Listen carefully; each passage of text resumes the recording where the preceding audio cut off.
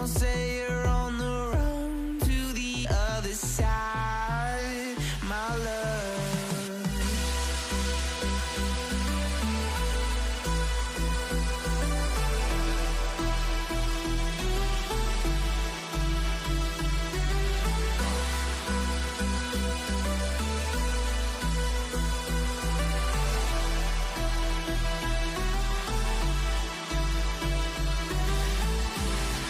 You say you wanna try, but you never do. Sugar, there's a reason why we lose. You say you wanna cry, but you never do. Sugar, there's a reason why we lose.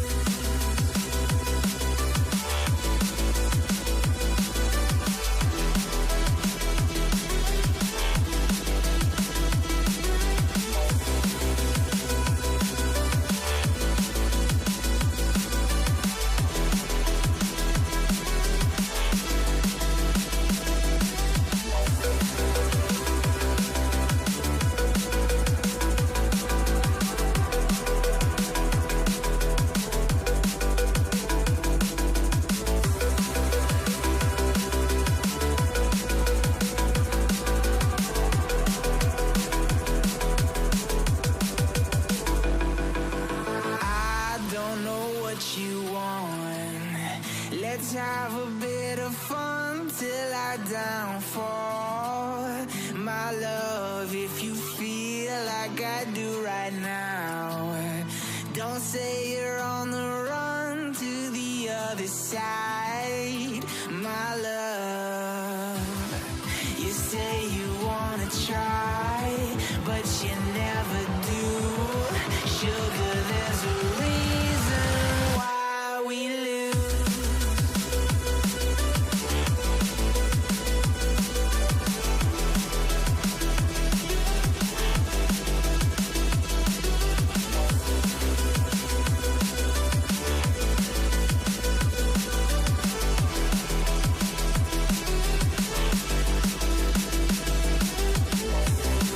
You say you wanna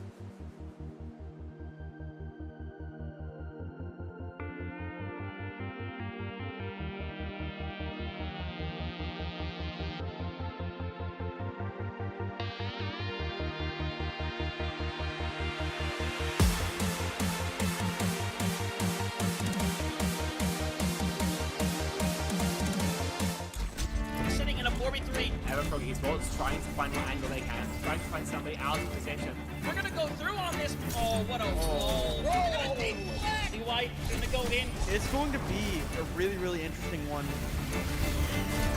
Oh my god. All of this competition could be so damn close, so I cannot wait for us to finally decide who's going to be the champion.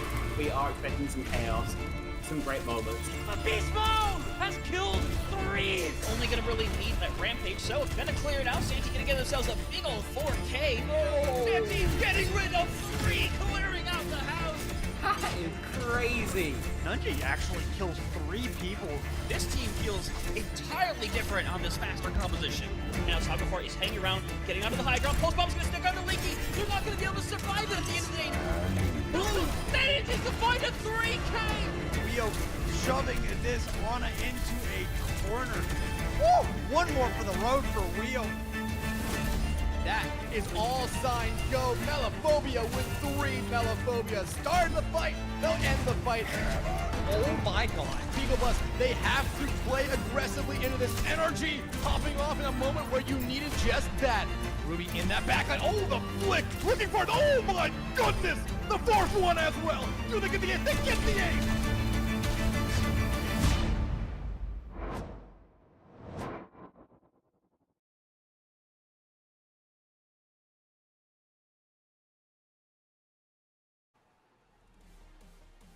Welcome in, everybody, to another day of CGL, this time EU Diamond Edition. We have the grand finals of the Season 15 Diamond EU tiers. So welcome in. My name is Speedy, and this is Sovdam with me. Sov, how are we doing today? How excited are you to get into some grand finals action here in Season 15? I mean, I've been waiting for these grand finals for it feels like forever, Speedy. We've seen so many incredible playoff games, especially on stream live, and we've seen so many good teams come and so many fall, and to finally kick it off here with the first one in EU Diamond, I'm sure this is going to be an interesting one. We've got Kiira coming in up against the EMC professionals, and we were talking about this a little beforehand. It's kind of wild the route these teams have, but this is not the only route to success these teams have had.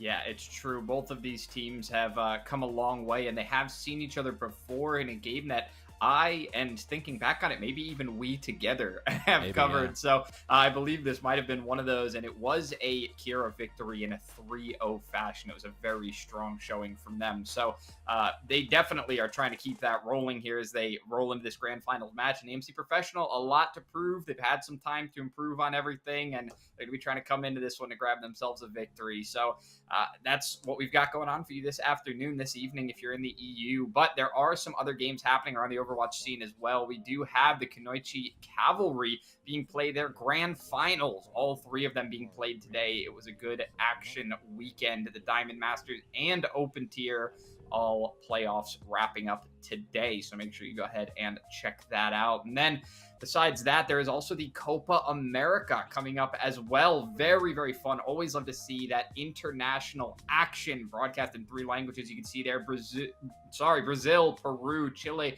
and Argentina, all 4 going to be going head-to-head against each other in some international action. So that should be really, really exciting. I think that's one of the things I love to see about Overwatch more than everything is how these national teams come together and you get to see some players together that don't typically play. Yeah, as I say, I know we all kind of missed the World Cup, but unfortunately we'll get a little glance at what it could have been or what we may see again in May 16th. So you got a little bit of time to kind of get ready and kind of prepare, get ready, and get familiar with these teams, because let's remember South America has, kind of been a little neglected over the time for Blizzard, so plenty of time to kind of recover that. But speaking of time, Speedy, it is game time for EU here, and when I look at these teams, speaking of time, there's plenty of other games, as you mentioned, too. We are that second game. We earlier did have VA Cat Plague taking over the Emperor Gallica squad. Additionally to this, over on one of the other Overwatch channels, I believe it's on CGL 1, Bliss Marauders is taking on DYS Fracture. And later on tonight, we get one of the highly anticipated Masters side from the Lunar Eclipse and Death Blossom. And kind of a little more familiar with that Lunar Eclipse Death Blossom one, there is a lot of spice in that divisional. So that game in particular on the NA side is going to be just fire. I expect a lot of great things out of that later game tonight. Yeah, I'm really excited and very fortunate to be on that one for tonight. I absolutely cannot wait to see it and cover that game. That's going to be great. But before that, we have our very first grand final match here. I could not be more excited to be on this one. Honestly, Kiira and EMC Professionals, we've seen them go head-to-head before. They went just in winners round 2. You could see there it was a 3-0. EMC Professional, I mean, they had to squeak by against VA Mystic Coven in a 3-2 win. That one went all the way to Game 5. And then both of those teams saw each other again, and EMC Professionals very much made up for that first 3-2 game by shutting them out 3-0. So they fought their way all the way back into this grand final. And now Kiira just have to either prove that they are on top, or EMC Professional are going to prove what they've learned and take this one away from them. It's interesting because for Kiira, you know, look, they had an incredible season segment. 4-0, dropped a singular map throughout the entire playoffs, you know, leading into playoffs. And going into this, you know, still pretty much undefeated. The EMC crew, even kind of as we were talking to them beforehand, don't have the highest of expectations. But I do think that in reality, like, you are here. You could have just, you know, like, you could have gone out way early. You've already made it. Where's Case, your second place here? Like, you've kind of seen this team a couple times. There's still a lot of chances to bring this back, and particularly when we go to map 1 today, which is going to be a little bit different than at least I expected. We are actually going to Samoa, so I actually really love this for EMC. This is a great. I like this. I think this was Kiira's pick, but I really do like this as for the whole game. Yeah, Samoa, what a great place to start. I feel like it's been a little while. It used to be the standard place to start, and now for just a little while, it feels like we've been a little bit out of the Samoa loop. So nice to be heading back into it and see some more of it again. But the other thing that we have to head over to before we can get into that is our bans, starting off with Kiira. Now, you talked about things that both of these teams, Samoa is probably a map that they'd both like to head into. What are some things we should expect to be banned out that they wouldn't like to see? So I know probably most of these teams do not want to get rid of Lucio. That feels like kind of a given. Like, that is one of those 2 reasons you really keep him around for control. He's very good, very speedy, very mobile. You know, I could see, depending on your tank of choice, you may, you know, maybe try to get rid of something that is a bit concerning. Maybe you might want to get rid of Dive. Dive is still not the greatest on Samoa, but you do have some applications for it. So I could see maybe if you are afraid of something a little more defensive, you maybe get rid of Diva. Okay. You know, but that is so. Actually, let's jump back to that, because the other reason you do get rid of Lucio, a lot of times people will protect that or not want to get rid of that. The other reason you get rid of that is because you want to slow the game down. So Kiira is telling me they want to slow this game down. EMC, well, with that in mind, I say maybe you're getting rid of. You're going to be playing a little bit more defensively, maybe Brig Juno, so maybe you're going to ban out something that can kind of win or get in the back line. So I could see Tracer or Genji, maybe even Sombra going here. Very, very interesting. Yeah, you would expect somebody's got to bring that mobility if the rest of the team is going to be slowed down by banning out that Lucio. So we'll see if they want to lock in something mobile on that damage side. Although those tanks, a very, very big role, not going to be chosen. It's going to be the Ashe instead that's going to be banned out here. So this feels like something very, very specific, either for one point in particular or just a singular player that they're trying to counterpick. I mean, there are quite a bit of sightlines, I know, in particularly 2 of the sub-maps for Samoa that you can kind of get away with Ashe. I would still kind of argue, though, maybe be a little bit more afraid of the Sojourn. So, like you said, this has to be targeted. Maybe there's just, maybe we're afraid of the chip damage a little too much. But either way, some interesting picks that will definitely shake some of those up. Yeah, listen, an interesting start for this one here on Samoa. It is Kiira versus EMC. And the first lineup that we have for you here is, of course, going to be Kiira. We've got Azalea, Lemon Sauce, How to Draw, Lamani, and Smarty as our starting 5 here for Kiira, showing us a little bit of a dive preference in terms of their favorite heroes, but definitely some spice in there. Yeah, I mean, the Winston-Ada combo is still very strong right now, considering several Brawl tanks did get hits. And Sombra still has a lot of value, even though her perks are kind of on the mid side, arguably. I think there's a lot of positives. Like, if Kiira come out on the dive, I could also see why they maybe get rid of Lucio. Yeah, but then, of course, there is EMC on the other side, who they're going to be running straight into. And on that side, we're going to be starting off here with Yoshi, Ozzy, N3J, Starwolf, and Blamey. So, not quite the same here. We do see that Tracer that Ozzy is going to be having a preference towards, and then N3J going to be having that Ramatra that they're going to be starring as. So you talked about the slow modes of play. There are definitely a few different ways to play that Ramatra. And without the Lucio, but with the Juno, you have to think that you could really get brawly with that. And if they get their feet on point first, you know, you don't need a Lucio. You don't need, you can play that slow mode right back. I do also know that having played several Pug games with Starwolf on the staff side, that Starwolf is also very much a traditional standard, you know, a very traditional but solid flex support player. So I do think the one we're gonna have to keep an eye on is Yoshi's preference for the Pharah. Pharah did, as you've heard a million times, gain a lot out of those perks. So Pharah does have a lot of high angles that you can get value out of in the right submap, and particularly in control in general. So I do actually think that that Pharah Yoshi is possible. And maybe more impactful, probably maybe one of those weird keys to success if they want to win. You know, with Ashe gone, that kind of opens up the airways a little bit more. You don't really have a great hit scan. You're kind of dependent on like Cass or Sojourn, and Sojourn's not that great at it. So I think that actually does open maybe a window for EMC. Yeah, you are certainly right about that. But both of these teams getting ready to head in, going to be locking in their choices. We do start off seeing Yoshi hovering that Pharah, but swapping over to the Torb. I don't know which one of these is the actual choice here, but we'll just have to see. We're going to be starting off in just a moment as these two teams get their composition set. It looks like they want to mirror each other a little bit, but they're still trying to get their DPS set to go, and they will both be rolling out with the Cassidy. Yoshi is going to stick to that Torb. Interesting. The EMC Professional lineup is a lot more of a defensive anti-flank setup versus Kiira, who's playing a little bit more pick-based, even with the double kind of hit scan angle. So EMC, they are going to move a lot slower. They're going to play for a lot more value and just kind of maybe try to punish a lot more errors, try to keep everybody safe. I think this is probably one of their better shots, and that's a great shot from Ozzy, too. Yeah, really good start to get Smarty there. So one support down for either side, and they're going to engage. It's going to be Kiira engaging first, but they do lose Azalea for it, so a lot of the damage output has been mitigated at this point. Going to be hard to keep moving in. Lemon Sauce is finding picks, though. You talked about the advantage of that Sojourn. Being able to get solo picks like that is going to be very, very helpful for sticking in this one. No control going over to EMC just yet, even though they're putting out the pressure. They do cap the point, but this fight's still going. The Sojourn puts out the repulsor and is able to take down that turret, but it looks like there's going to be a reset from Kiira.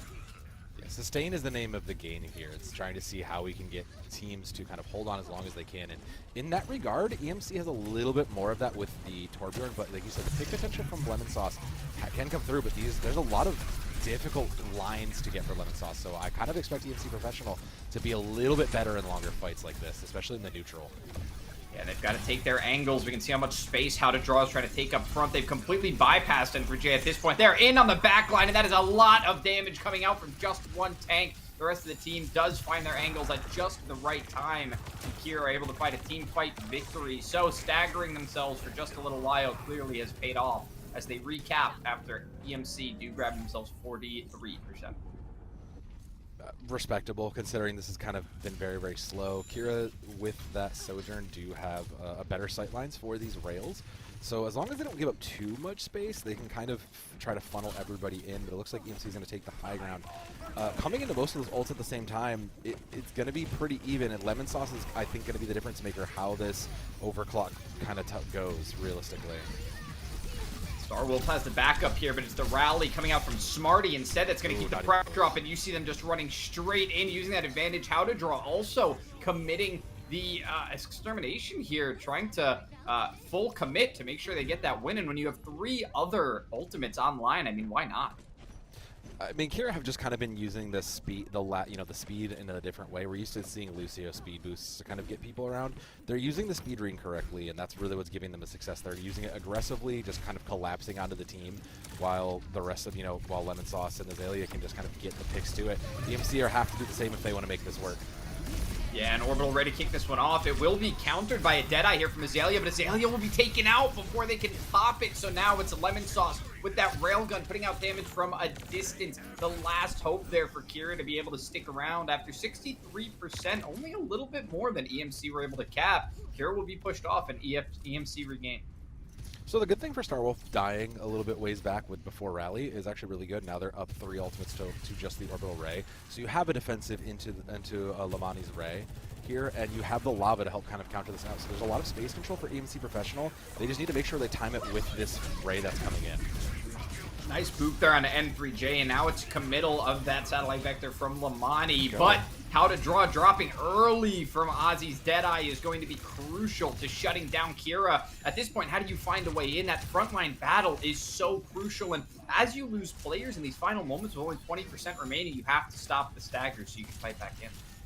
Good use for Yoshi to use the lava there to kind of deny the space that would have been made from it. Starwolf holding onto the rally is the smartest thing they could have done. They are literally the only difference maker. An aggressive rally here closes it out for EMC Professional and maybe turns their own life trajectory around here. And that's where it will start. Starwolf gets really aggressive very quickly, but eventually falls back to the rest of the team. Yoshi's turret is down, but that's not as much as you'd like to get. How to draw falls first, and while you do get Blame, that tank 1v1 has been so crucial to winning team fights here. Everybody else stranded on their own. Smarty goes down. Yoshi picked off. These DPS are doing their job with finding their picks, but Lemon Sauce is the final remaining on the point, able to dodge a few shots, but not all of them. Ozzy will take him down, and EMC Professionals will take point 1 here on Samoa. I don't know what EMC Professionals are worried about, Speedy. They're all doom and gloom, and they're looking good on this submap 1. Like I actually don't see what the concern is. Like if you're concerned you're going to lose out to like speed ring differences, you're doing pretty fine. Like they don't on the side of Kiira, they don't have nearly as many deaths, but there is one target that seems to be dying significantly more than the lobby, and that's Azalea. I think if you recognize, like if you're just even looking at the scoreboard, you kind of look and go, oh look, like Azalea is not really putting out the much work. There's our first point that maybe we can take these and set up a 5v4 and win from that, because like the rest of your stats on paper here all look pretty well, especially NJ3, who is leading in the tank department. Like it seems like the things are going your way. You just kind of need to make sure you keep playing to your advantages, and everything's working out. No changes. I say that, but there's going to be a ball from how to draw. So this actually could be detrimental since Kiira has moved over to more of a dive position, because it's going to be so good at disrupting the death ball.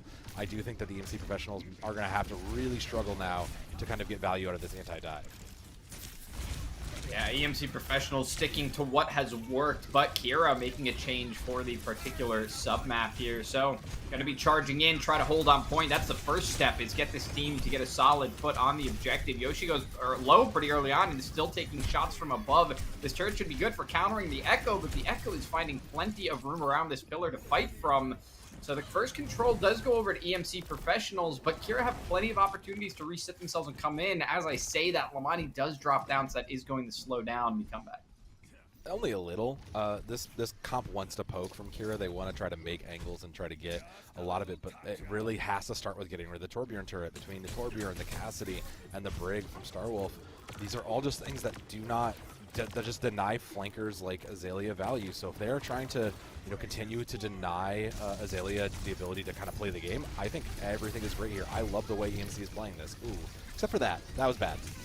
Yeah, not the best start there. It looks like Kiira have finally found themselves an opening by taking out Ozzy first, who's maybe a little too far up. Azalea walks right into a shot there, takes a headshot and goes down, but How to Draw is going to clean up Yoshi. Crucial piece of the puzzle for being able to take control here on this point and stop them from locking it down, as you said before. That lockdown is exactly what they need, and now that the control is going the way of Kiira, it's going to be tough. EMC Professional have to make quick moves onto the point if they want to close.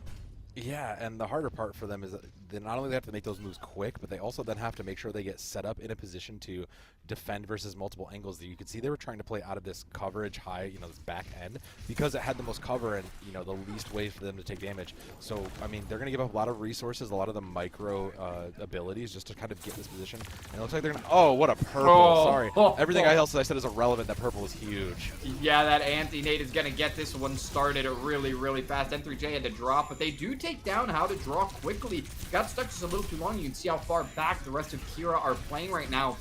On the full retreat, it seems, for the moment. Even though Azalea has gone to that Torbjorn, not able to really catch anything as they have to move out. They're going to try to find some extra, but a nice sleep dart is going to make sure that as soon as How to Draw is back, they'll be able to roll back in. 56 in climbing, though, for the Professionals with almost 5 ultimates on board. Is a bit of a precarious position, though, because you can see Draw is trying to figure out where to put these mines, but they're going to get punished immediately the second they stop. So, I mean, Azalea now down. I think you don't even waste your time. They're still full committing to this one. So far, it's paying off. You get both of the supports really early on, and that turret down as well mitigates a lot of the damage. So both DPS drop, and just going to be N3J trying to take them up past the 80 marker here. Will successfully do so, but it's real back and forth for these two teams right now, with EMC Professional having that first touch advantage. Okay, real talk, Speedy. That set play was sick with the duplicate taking the Ramatra. So you saw Kiira swinging with the ball. They dropped the Vortex to keep everybody in place. The mines just fell right on top of them. Beautifully done set play. The problem is they only have a Nano and an Orbital Ray coming up against 5. So they really have to make sure they separate here, because there's so much space control ultimates coming out of the Professionals that they cannot afford to get caught out in any one of those. They're going to have to play very, very spaced out and separate if they want to get any percentage on this. Yeah, well, they're going to start off with Nano boosting that Echo, and of course the Ana does get the boost as well. How to draw survives engagement this time, but an Orbital Ray is going to keep everybody alive on the side of EMC Professionals. Yoshi goes ahead with the Molten Core just to make them some space, but they're not able to get enough damage to find an elimination yet. A really nice aerial hit there with the Vortex to bring that Juno down, but it doesn't look like it's going to be enough. Kiira have been able to hold through. They extended their supportals through such a long period of time. They've been able to hold quite a long period. N3J still on this one, but there's another Ramatra running around, and it is Lemon Sauce cleaning this one up for Kiira. Yeah, that was exactly what they needed to do. They avoided all those space controlling ults, and then, you know, played even a little bit aggressive and just recognized, okay, ults are coming in, let's disengage, and then recircle in. Now at 85% in last fight territory here. It's going to be the dive just to make sure they can get the touch. There's going to be Starwolf's rally, but it's coming into mines and lava, so they just are going to be overrun by ultimates here. Yeah, Starwolf gets taken on so early. Those mines in the back. Yeah. It's much easier to avoid with some of this dive swap, but not nearly enough to avoid Azalea's Molten Core. That is going to be very well placed on the entryway after the Winston hop, and our submap 2 is going to go over to Kiira. So one more point remaining dividing these two, and maybe now we're starting to see what EMC were a little bit weary about. Yeah, I definitely do, considering on paper, EMC had the better comp where, you know, they just kind of countered a lot of those pieces where it's like, oh, like this is a very strong anti-dive comp, but Kiira just outplayed it. I mean, they handled it well. They've seen it a million times, I'm sure, and that is why the #1 seed is as good as they are. Sub 0.3 here, I actually wouldn't be shocked if we all moved back to Brawl. I know EMC Professional is looking at that, but I think the one player to look at again is Azalea's, you know, now a little bit less punished from that last map. So now we're finally getting to see, I think, you know, once Azalea kind of got themselves into gear and weren't, you know, kind of punished and allowed to play, we kind of see why Kiira worked together. Yeah, we're back to this. I do think Lemon Sauce on the Echo was like really a strong pick. I do think they have to, I think EMC Professionals has to respect it. You have to put a little more pressure onto Lemon Sauce in the skies, so that's on to Ozzy. Yeah, Yoshi goes down early, and Lemon Sauce definitely going to have a tough time holding space here. There's no pillar to hide behind on the objective anymore. At this point, you are going into a Cassidy and a Torbjorn in open air. Going to be a little bit harder to find those spots that you can play around. But so far, it's going well. Kiira do get the first control. It's the first time in this map and in this game that they have gotten the objective control first. So they're set to go for now. Yeah. Kiira, it's worth noting they're playing the Juno. I mean, they're playing the Juno auto backline, which even with Lucio in, it still gets a lot of play. Simply because if you know you're not going to get dived, if you know there's not really flankers, you can get so much raw value and healing out of just things like Orbital Ray and Nano, two high valuable ults. But with EMC Professional, just abilities to overwhelm, now with the Kiriko in as well, to kind of help play against the Ana, I mean, that's just, yeah, I can see why they would give that up. Their Kiira's comp isn't really as good at playing into, you know, the hard, strict brawl. So both these double flex supports comps are supporting their teams in different ways, with Kiira's being a little more fragile in the bigger picture. I think we saw the weakness of the Ana there a little bit, with the Ramatra having way too many walls to play around to get optimal positions, and the Ana not having a whole lot of space other than being in the open. Should be able to see all of that. So now, an attempt to fight back in. The team not going to be too grouped up. It seems like they're letting the Ramatra take a lot of forward space, but the Echo going to be taking a Ramatra of their own. So now there's two for the side of Kiira. Doesn't get the ultimate online just yet. Only 50% of the way there. Has to take some healing. Now targeting down the Torbjorn. Still doesn't get an elimination, but does get the Annihilation online. Going to hold N3J in place, and that's a nice early elim. It took a lot of work, but Lemon Sauce put in all the damage that was needed. Player's going to drop one by one, and after a hard-fought battle, Kiira finally burned down all that healing to get through. Take the point away from EMC Professional. Yeah, this is what I was talking about when I say we need to put a little more pressure on Lemon Sauce, because the more, just the ability to kind of stay in the sky, get value in, Echo builds really quickly, and then when you add in a very powerful, strong tank like Ramatra, it's just it can do so much. EMC Professional coming into 5 ultimates though. Oh, what a purple cleanse. Good cleanse is there for it though, but you have to move into this because there's just so many ults coming. They can overwhelm, but Kiira seems to have it under control.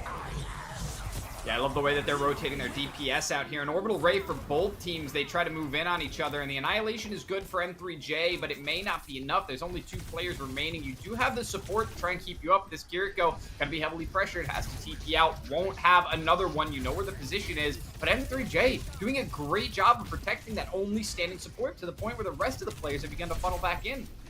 Yeah, they're back, but 75% is here, moving us to the last fight territory. A Kitsune Rush is up. That's probably going to be the winner, but we have to see the Kiriko sooner than later if this is going to go their way. I mean, there's a high noon into it as well, but now with Blame Me gone, again, just that's worst case scenario.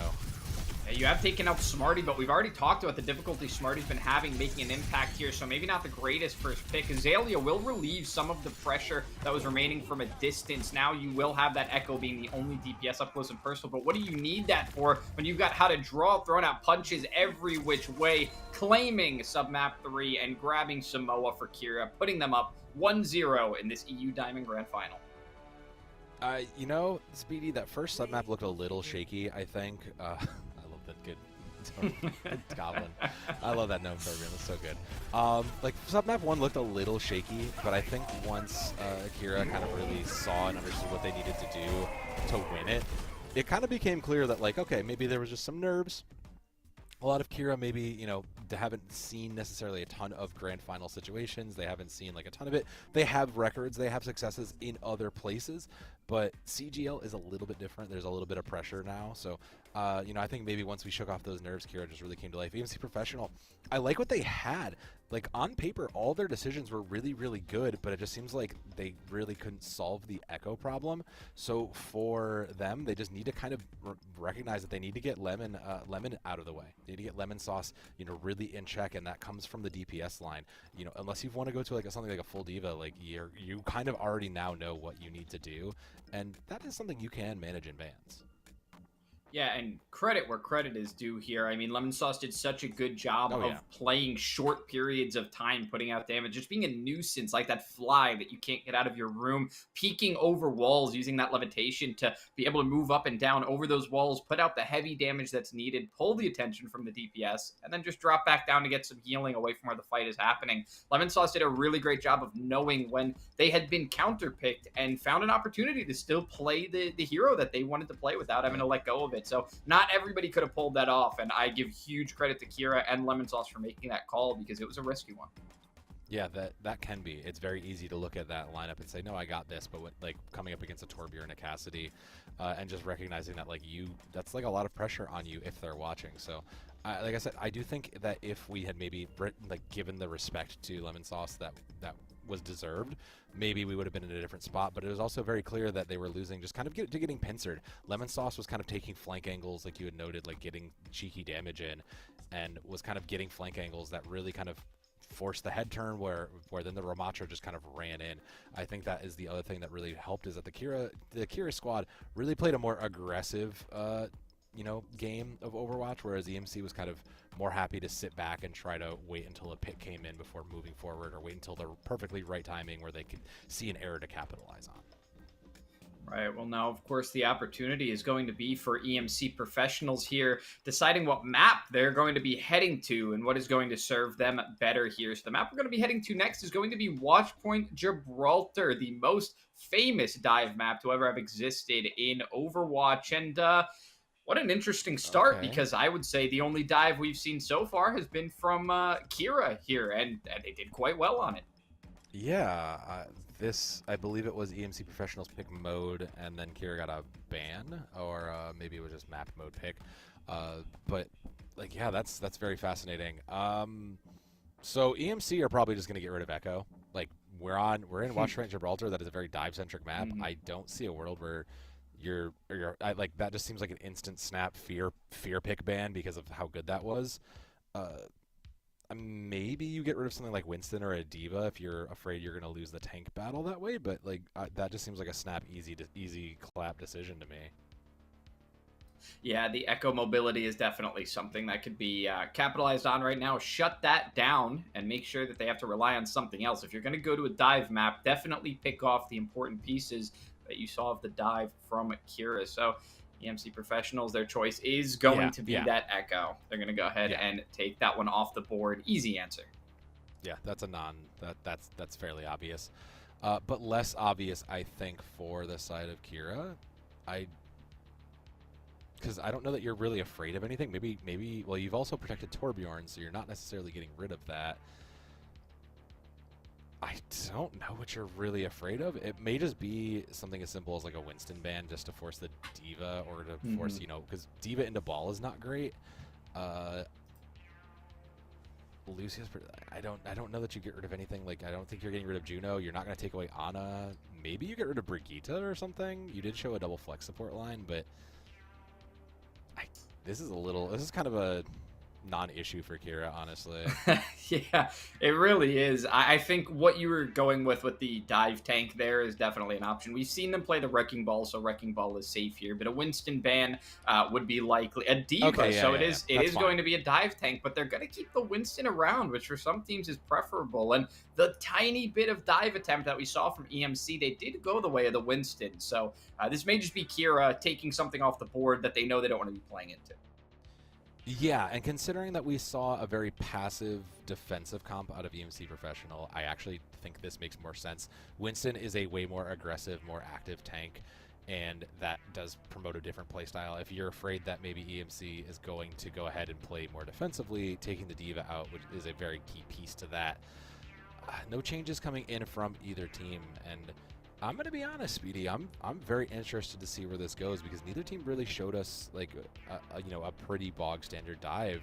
The closest we got was Kiira being the ball comp, which you could play here, but it's not as successful, not as traditional. So I'm very interested to see if we get like the Winston mirror. Maybe we're trying to force that, but I'm very curious to see what pops, because those bans do tell us a lot about what we're going to see. Yeah, well, this could either be a very genius move here from EMC or a really unfortunate pick on their part. They've had a lot of time to learn Kiira at this point, probably know them better than anybody in this league. So you've got to hope that they've made the right decision at this point. And EMC Professionals they're getting themselves set in spawn. We got to hope that this is just a little bit of a tease, but unfortunately it's not something that we haven't seen before. So it gets me a little bit shaken, only because we've seen people roll out on this, but let's just fingers crossed. No, that's just like the initial. This is going to be the initial like hook and teleport across. It's like, I don't think you need to worry too much about this. Kiira actually, so Zelia picking up the Ashe is actually interesting. In retrospect, that tells us that was to target the hard hit scan out. So I can see why Zelia struggled in that early onslaught. So that makes total sense. I buy that now. But what a great opening counter from the Kiira squad. Like, that's kind of predictive behavior out of spawn. So to kind of get value out of that is really impressive, actually. Yeah, a really nice counter anti-nade as well, coming out from Lamani there, finding that corner and being able to just stuck up all of the squishies right there where they can be taken down by all of the supports that can be taken out by the Winston. Now the rockets coming in from Yoshi, definitely going to be something that could end up being tricky to handle. Thankfully, Azalea is on that Ashe, like you mentioned, something that was banned out the last time. This is, when you know you can't ban the Ashe anymore, this may be an even more interesting choice now, and curious why EMC Professionals chose it. But Ozzy does find the pick onto Azalea. You've removed that problem entirely, and Yoshi's going to find Lemon Sauce as well, so this is the time to dive. N3J is going to be in on these DPS that are going to be trying to support each other. The Brig coming in aggressive, and that's the way Starwolf plays, is just always being in, sometimes in front of the tank. How to draw drops late, and this is going to be a lot of space made now for AMC Professional. I actually really like. I'm actually just kind of interested why we didn't come out on the Pharah before here, with her not being banned. Like Yoshi's Pharah's looked fairly solid here, and yet another pick onto their counter, 70-80% towards a barrage already. Like I don't know that Kiira has an answer to this right away, especially if you can just pressure from off angles like that. Yeah, oh, they get to the cross too. Wow. Oh no, they lock in that first point while the fight's still going on. I don't know if we've got necessarily a letter number here. Players are definitely dropping and low, but yeah, it doesn't feel good. Where was this Pharah in like game 1 though? Like the genuine question. Why were we messing around with Torbjorn when Yoshi's just coming in here and cleaning up on Pharah? There was no Pharah ban. Like, I don't know. This is fairly interesting. 3-4 ultimates up for EMC. Minor perk online, so the moving barrage is there for Yoshi. Like, I don't know, Speedy. Like, this is a very different team from what we saw in map 1.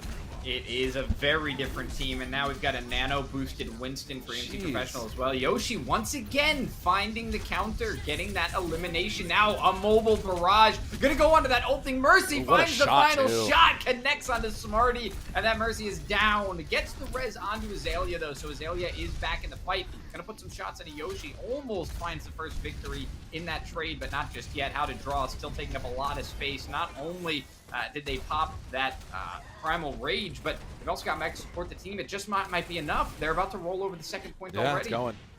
It's going. Smarty initially over to the Mercy to try to give a little more support to Azalea on the Ashe, and it was very clear right away that this was not going to work, so I do like this change over.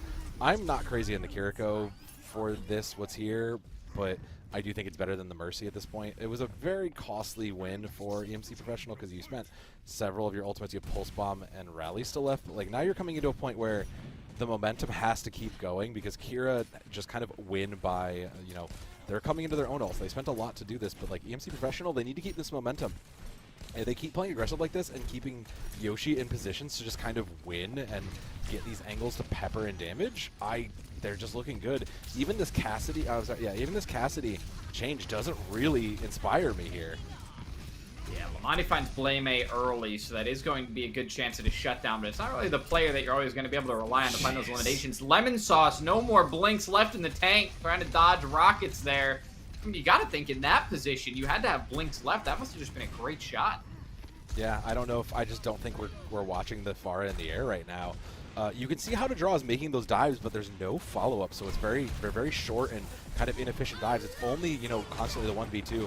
That one worked because you were able to kind of get the purple in that landed for it, but that was kind of had been the exception for How to Draw here. The Nano coming in on the Kiriko to help survive and get damage out was it. But up until that moment, How to Draw had been kind of diving solo. Lemon Sauce really wasn't able to follow up, so those dives had been very unsuccessful, and which is why Yoshi was able to pepper in a lot of that damage. Now that the momentum stopped, Kiira has the positional advantage. They have the high ground. They'll be able to set up these dives, keep some of their mobility, and go. They are just a little bit better positioned to kind of get value here. Oh, never mind. How to Draw goes too far. Yeah, How to Draw does go too far. You're not going to be able to be Suzu'd from there when Blame hits you with the anti, but the nade is going to find that elimination, and now Kiira going to have to step back even further, give up even more space, bring someone closer to the end. Lemon Sauce with a beautiful pulse bomb for the double on the support line. Yoshi says, all right, I'll head back to spawn then. This one's over. And yeah, that's going to be a full reset for the MC. Yeah, that was the Lemon Sauce once again saves the day there. Yoshi,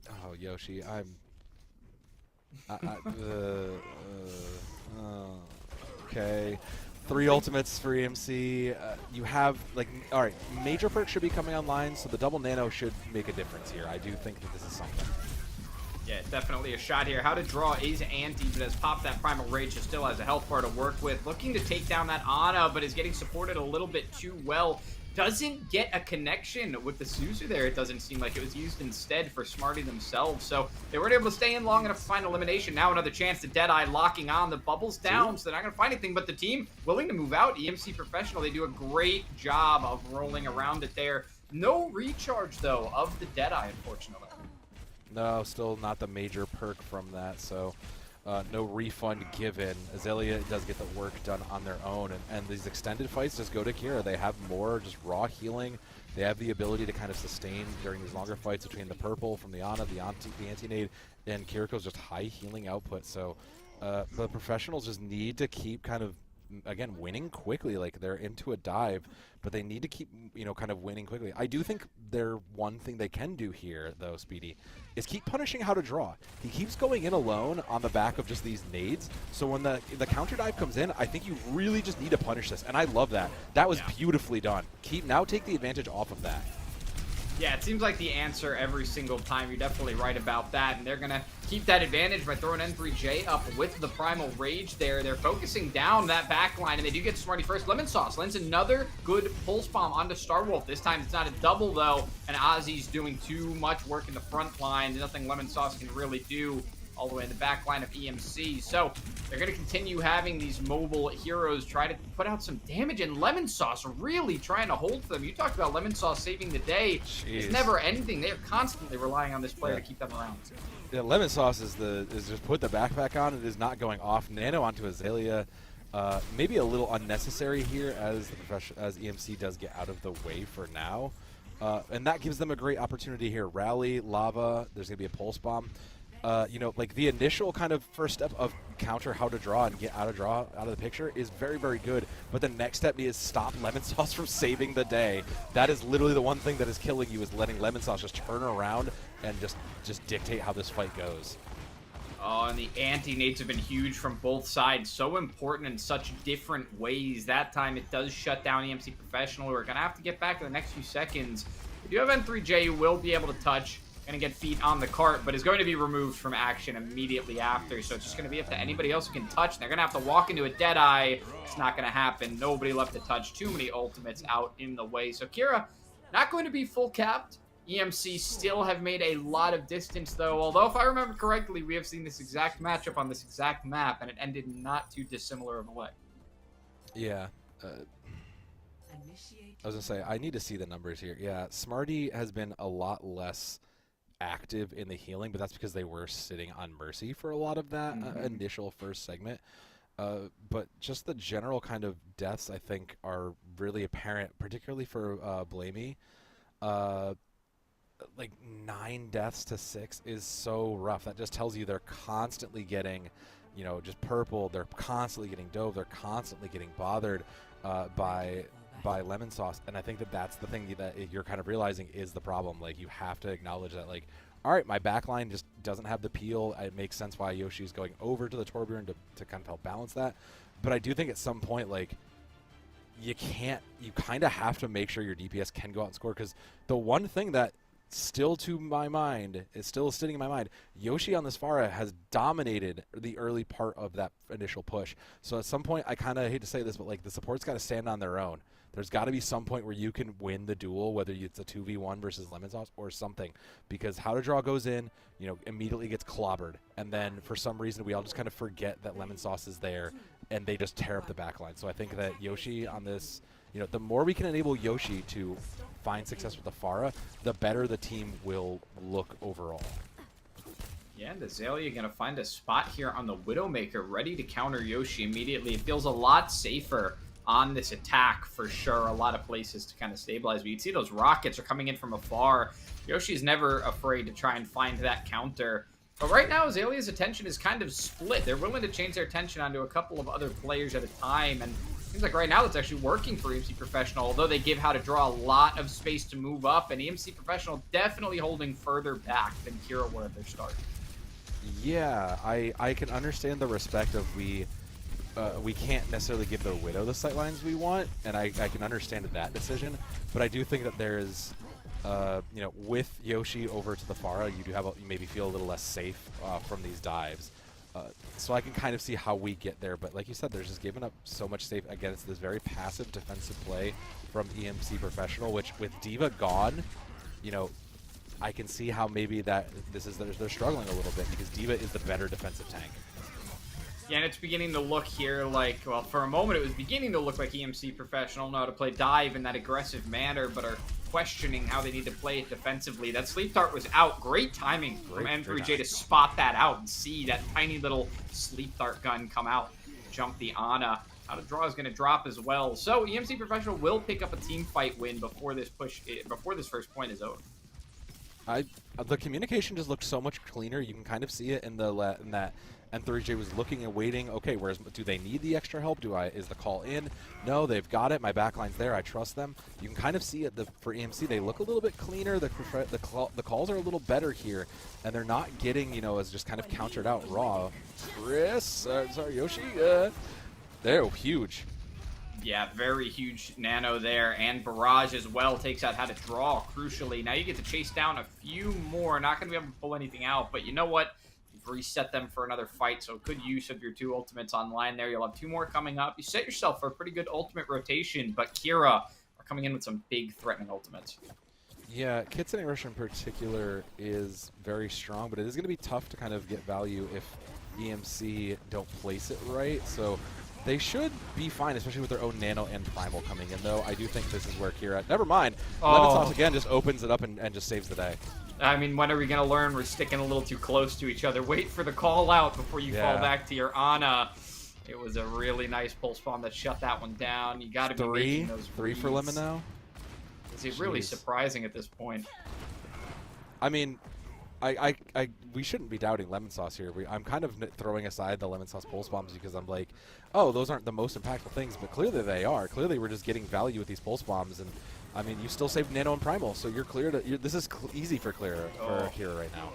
Yeah, what a great Primal, too. Not looking to just juggle one player and try to find an elimination and make the most out of the value. The most value you can get there is to just stuff everybody into a corner and make sure they can't roll out to support M3J. That is exactly what happened. So EMC Professional, unable to assist each other, unable to really make it a team fight. And it's going to be rolled over by Kiira. They're going to open up that second point and keep moving forward.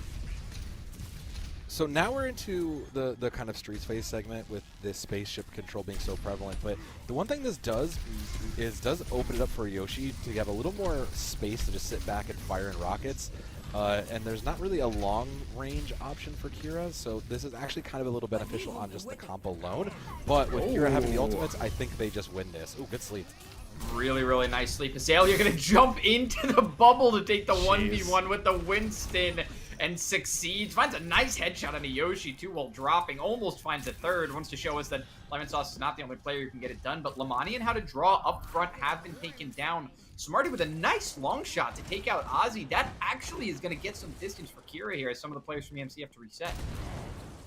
There's going to be a little reset, but the ultimates do favor them. So, I mean, Kiira should respect the space, wait until they have the Kitsune Rush, and then they'll be back in. And now now, speaking of respect, I'm going to respect Lemon Sauce here. There's a pulse bomb up, and I do think that this is probably all over if Lemon Sauce can figure out where the backline is. So once they figure out where this is going, it's probably all over. Another pulse bomb online. No way. Behind the shield turns just in time. Starwolf, good eye there. You're learning. Good work. Not getting too aggressive. Still sticking together. Not trying to chase down that Tracer. So, how to draw does get taken down, and that'll be cleaned up for EMC Professional. They do hold again before the end of the second point, but it seems like they keep kind of stuffing themselves into this situation where they have to hold with a few meters remaining.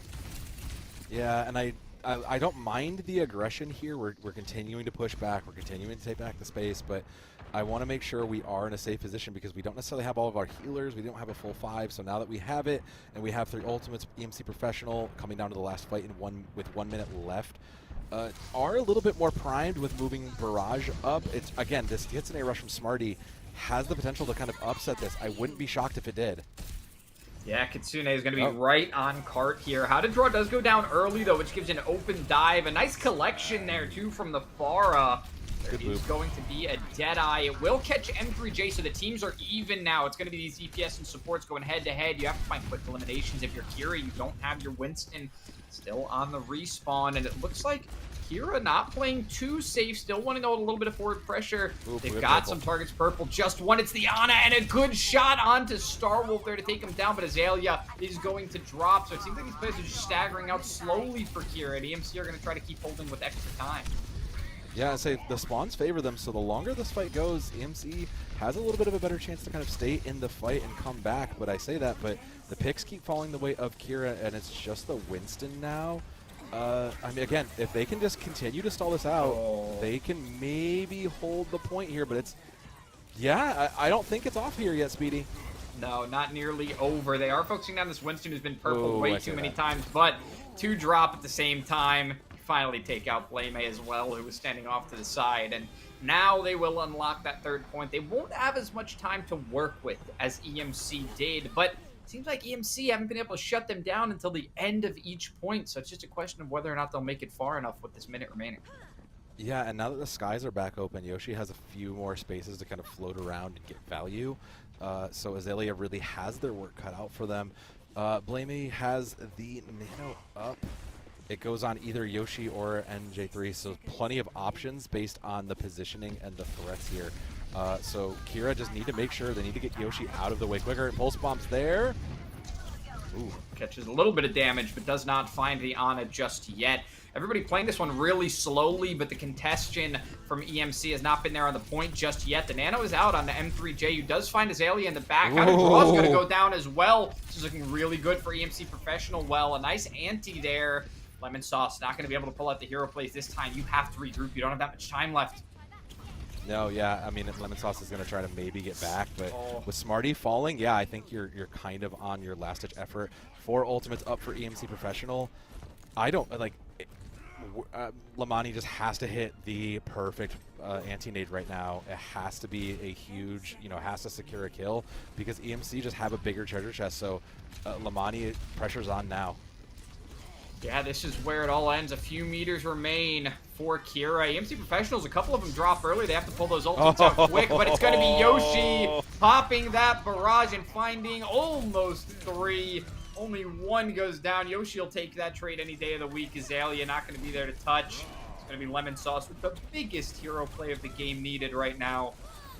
Likely going to be unsuccessful in that effort, and that will be it. EMC Professional do clinch themselves a win in the final few meters of Watchpoint Gibraltar. So this game, this grand final in the Diamond EU tier is tied up 1-1. Honestly, I kind of said it after the submap, but this EMC squad, they do look good. It feels like when we can kind of recognize what our win condition is and what we need to do to win, we're really good. It feels like once we kind of handled the backline and kept Lemon Sauce out of the kill feed, everything went right. So I do think that given what we saw on Gibraltar, I don't think EMC should be as doomer as they want to be. I absolutely agree with you. Maybe humbling themselves was a way for them to keep their head in it and say, listen, we have no expectations. Let's just go in and play our best Overwatch. And so far, it is working out for them. This is a tall mountain to climb. Kiira have been very dominant through this season. But so far, EMC Professional are keeping up. Even the map that Kiira won, they've kept very close. So that means we are going to have plenty more Overwatch action still to come in this tier and in this game. We are going to go to a short break, but this match is going to continue right after that, so stick around.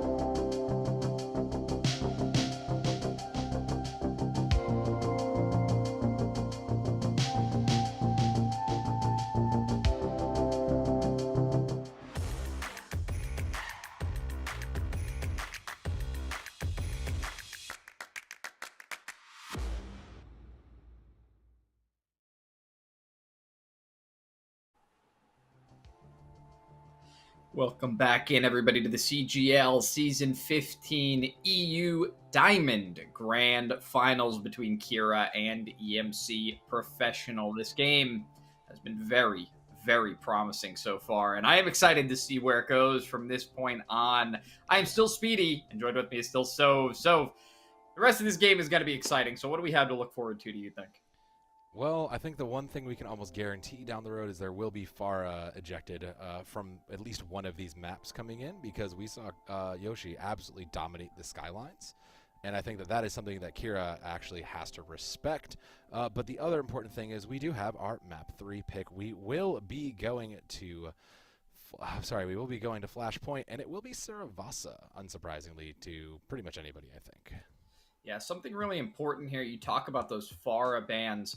It can only happen once from Kiira. They can only take Yoshi's Farah one time. So they have to be very careful here. It's a best of 7. You still have at least 3 maps remaining to go. You have to be very careful about when you're going to ban out that Farah. So we'll see when they decide to pull the trigger on that. But until that point, Kiira, they do have the first ban. They lost the last map, so we'll see. Who do we think, if not Farah, will they target next?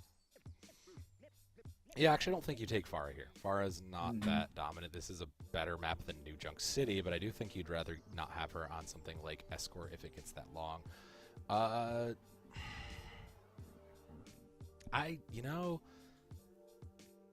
Yeah, because if that's like her, if that's Yoshi's like default ground pound liner, that makes total sense. So I was gonna say like maybe the Torbjorn, but I do think that's the best case scenario. It also frees up Lemon's Echo, which is a monster. EMC have to do something in response to that, and I don't know, man. Ball, like I don't maybe like. Do you feel comfortable on Ramatra? Like, do you feel comfortable getting rid of Ramatra here? Maybe Juno, if you are afraid of like losing the like grouped up death ball style map. But like this is kind of a tough pick for EMC. Yeah, I think it'll all be dependent. There's always the option to take out something for a rush composition, but the Sigma instead is going to be chosen, and I am now tasked with the responsibility of explaining to you why this makes sense. No, that's or me. Could that's be my job, Speedy. Oh, go ahead. Oh, you take it away. Yeah, that is as the color. That is my job, and yeah, I don't know, fam. That's one of the choices of all times. I really can't pick that one. This is. I got nothing. Ball I could explain. Ramatra, Winston. I just don't think they really had much of like, what do we want to get? This feels like kind of this like, well, we're just gonna get rid of Sigma because we don't know what else to do. Maybe there's something down the road. Maybe they're expecting to lose this and trying to protect Sigma later. That's the only thing I could kind of maybe make some sort of guess here, is as we're trying to protect Sigma for something like, I don't know, like a hybrid later. I could see that being the case. I don't know, man. I don't think that would really matter. Both teams do have the opportunity to ban out every hero at least once, so there is still the possibility for a Sigma ban from Kiira later on. So it's very confusing. It's very hard to figure out. The only idea I have is that they ran into something at some point where a Sigma was played, and just those accretions were non-stop slapping N3J in the face, and they couldn't get a foot forward. It's the only thing that I could possibly think of. But either way, you know what? We're into this one, and we've got the Kiira Lucio. Kiira finally willing to play it. It seems an EMC professional going to do the same. Lucio, so dominant over Flashpoint and Control Point maps. This is just the go-to. Okay, real talk. I like the Kiriko for Kiira. I don't necessarily like it for EMC Professional. I assume you're expecting the Ana, and that's maybe why you started on this. But I would expect to see Starwolf go over to maybe something like an Ana or a Kiri of their own, depending on what's in that pool. I know she prefers to play Baptiste, but I don't know. Like it kind of doesn't work in my eyes, especially with how to draw just disrupting so much. Yeah, already a quick disruption here, but it hasn't made enough space for Kiira to take point yet. So EMC Professional, a nice trigger pull there to all move forward, trusting each other to be able to move up. They do find Lamani as they break into the back line, but Lemon Sauce, as always, able to find one in the open. there's nothing you could do to counter those picks. It's very difficult to do so while still trying to hold your own front line and find picks of your own. They have to try and balance that act. Still moving very slowly. Looks like EMC going to have the first cap, but it is contested, and the DPS getting taken out along with Blame as well. Lemon Sauce finally shut down, but is it too little too late? M3J doesn't seem to have a whole lot of support to keep this one going. Holding a lot of space, but seems like over time, Kiira just gonna slowly break them down. Yeah, and the comp wins over longer games because they're also independent and they're also able to finally, slowly collapse. Where targets, if there's no healing available, you just run to a pack. But NJ3, kudos to them because that is, they have sustain on the Ramatra, but it is not easy to hold versus like a 1v3, 1v4 like they have. So kudos to them. They bought the time for the rest of their team to get back in, and now they have the difficult problem of, kind of isolating any one of these targets. That's what really makes these comps struggle against each other. Kiira is hard to tie down, but the EMC professionals, they are even harder to dislodge, in a 1v4 situation. Yeah, I mean, they're just not giving it, honestly, over to Kiira right now. Eventually, it looks like M3J will finally be taken down off the back of that Kitsune Rush. This Flashpoint only made it to about 50% through the entirety of that because it took so long to be captured. Yeah, well, that's, again, you have two comps that are very focused on sustain in different ways, with EMC Professional playing so grouped up and Kiira playing so independent, but still so able to kind of get packs and still self-heal or move and be mobile and be death-ballable. But EMC Professional coming into 5 ultimates, I gotta give them, they have the edge here. Like, the problem is they just have to figure out how to tie someone down to get value on the ults. Yeah, the placement of those mines, not optimal. You would have liked to drop that in the middle. But Blame said, you know what, I felt bad for you. Let me give you one. And so Yoshi's going to get taken out on top of that. I mean, it was a quick trigger pull after that. At first, it looked like they weren't sure whether to follow up on those mines because of the placement. But once they saw that they got a pick out of it, they were more than willing to keep pushing forward. And now they want to find a really late elim, but they have to be careful. There are so many ultimates for EMC Professionals to come back in with here. Only 20% remain for Kiira. There's going to be time for one more touch. Again, 5 ultimates. EMC Professional should be able to kind of swing this back as long as they get a touch at a time, but they need to not overspend here, Speedy. That's their biggest, that's going to be the thing that curses them. Absolutely agree. Running in with a really aggressive double support ult. They've used almost everything to try and win this fight. They better take it. They found no one yet, and Ozzy goes down. What an amazing split from Kiira. Everybody going their separate ways to try and stay alive, and now the poke from every angle. Blame's head is on a swivel. He's watching his friends die in the backline and drops himself. How did Kiira split that so quickly and come back in to take the win on that first point? I've never seen a better executed plan. That's gonna be a yikes from me, Speedy. 4 ultimates for net gain is heart wrenching. I mean, they just straight up disengaged. They all just had their mobility up. They disengaged from Starwolf's Kitsune Rush, and then everybody else went, oh, it didn't work. Commit the next ult. Commit the next ult. Commit the next ult.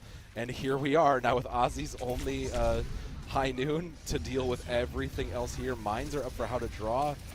I didn't even see where those got spent, but they apparently got spent back there to kind of separate. Okay, I respect that. That's some good space control. And Lemon Sauce just goes off.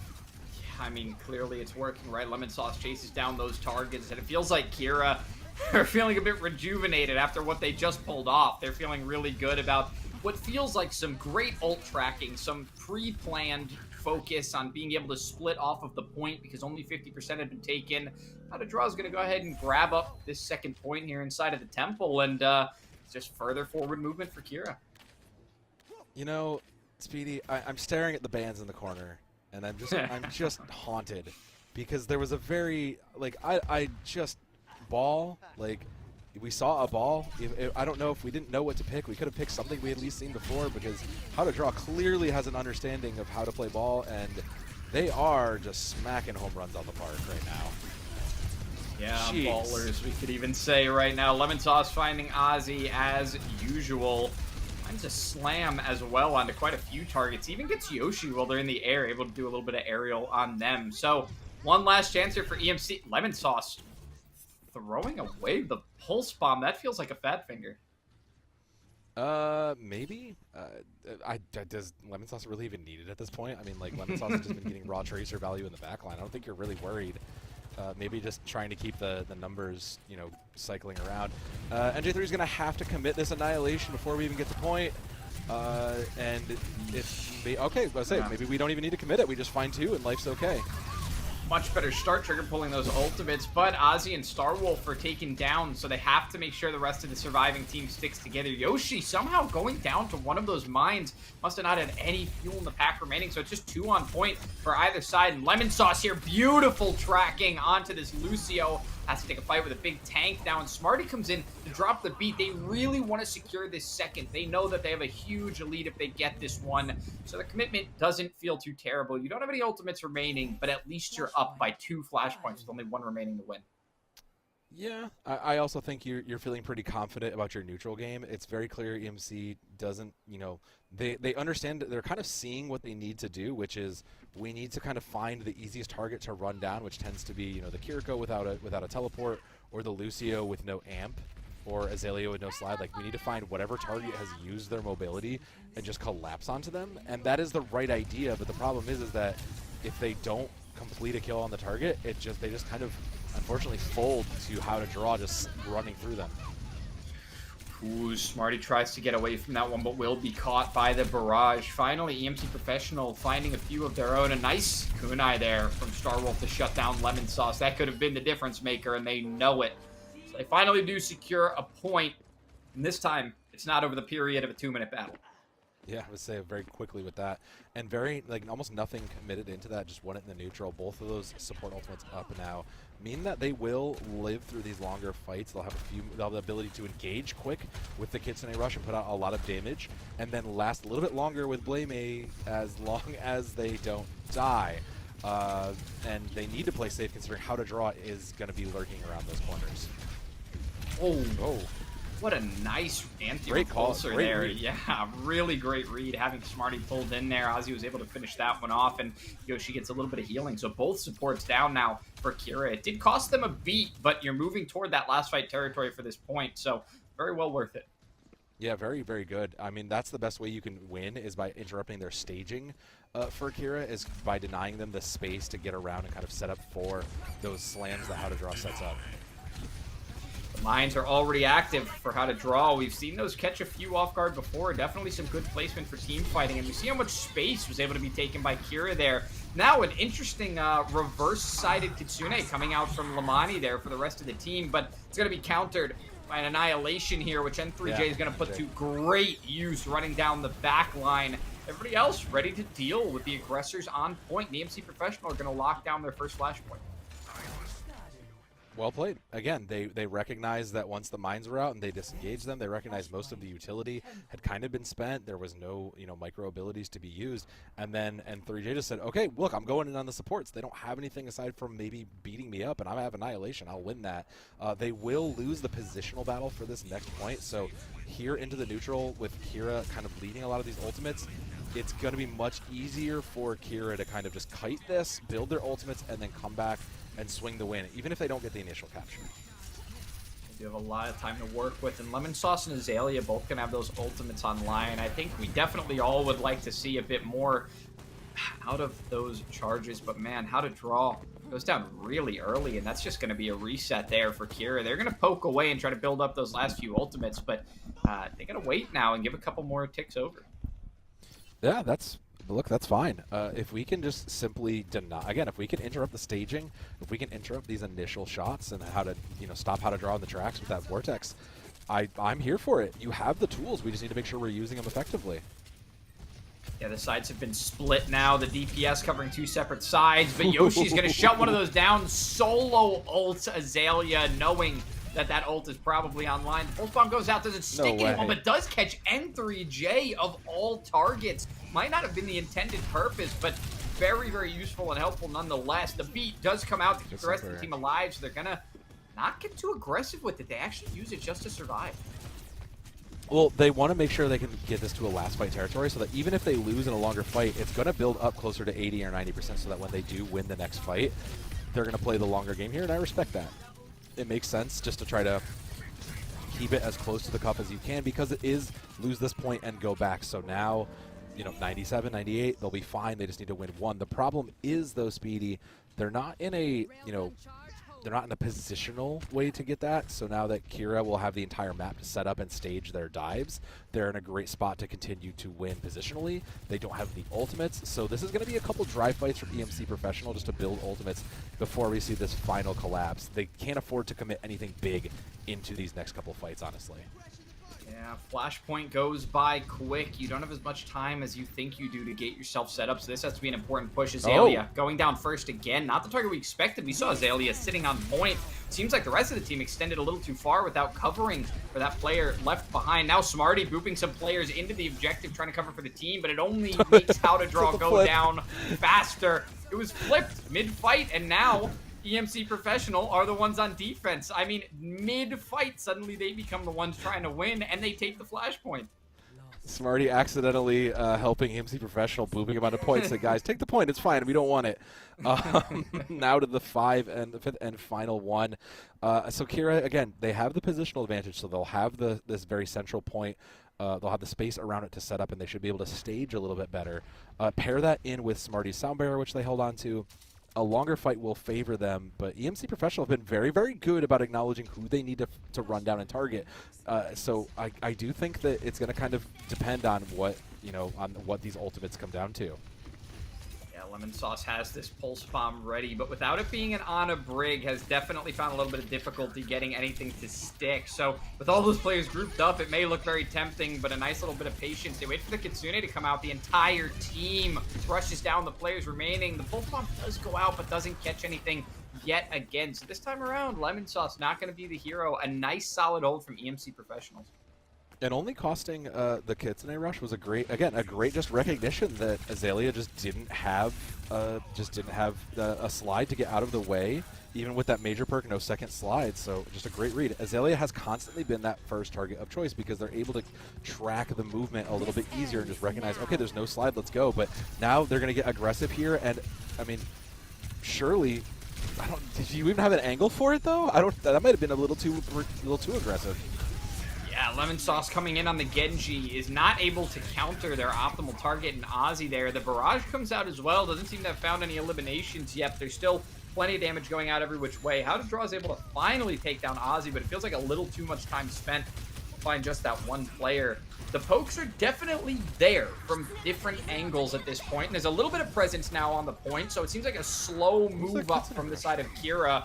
Yoshi goes up, but as you say there, where was that Kitsune going? Straight into the wall, it seems. Unfortunately, caught that midpoint. The mines are down. The Annihilation pop just to get that health back online. Didn't have that form ready to go, but N3J will get taken down. And at 99%, Kiira going to flip this one. We may just see a 99-99 in this.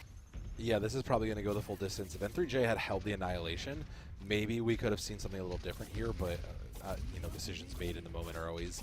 It's always tough. You always feel like it's the best call. So back to the neutral. Starwolf does have a Kitsune rush, closest. That's our next closest thing with Ozzy's overclock. So the ultimates are favoring them. So if they can, again, get an easy kind of rundown onto one target, EMC might actually be able to win this in one. They are primed a little bit better. The only thing standing in their way is Lemon Sauce's blade, and there's nothing behind it. Yeah, it seems like this time they're playing a little bit more defensively. I mean, look how far away Azalea is trying to get from EMC Professional right now. M3J was able to run down those players standing in those openings, though, and Lemaine was taken down. Now the blade comes out, was pulled down by the Vortex and taken down by Yoshi. Wasn't able to get around, so now How to Draw still here on the point. Smarty, the only player left with them, Lamani, has to get back to try to keep How to Draw alive. Otherwise, EMC just may take this. It looks like it may be the closer. Will anybody be there in time? There's no one to teleport to for this Kiriko, and that will be it. Map 3 going the way now of EMC Professional. They are up in this game 2-1.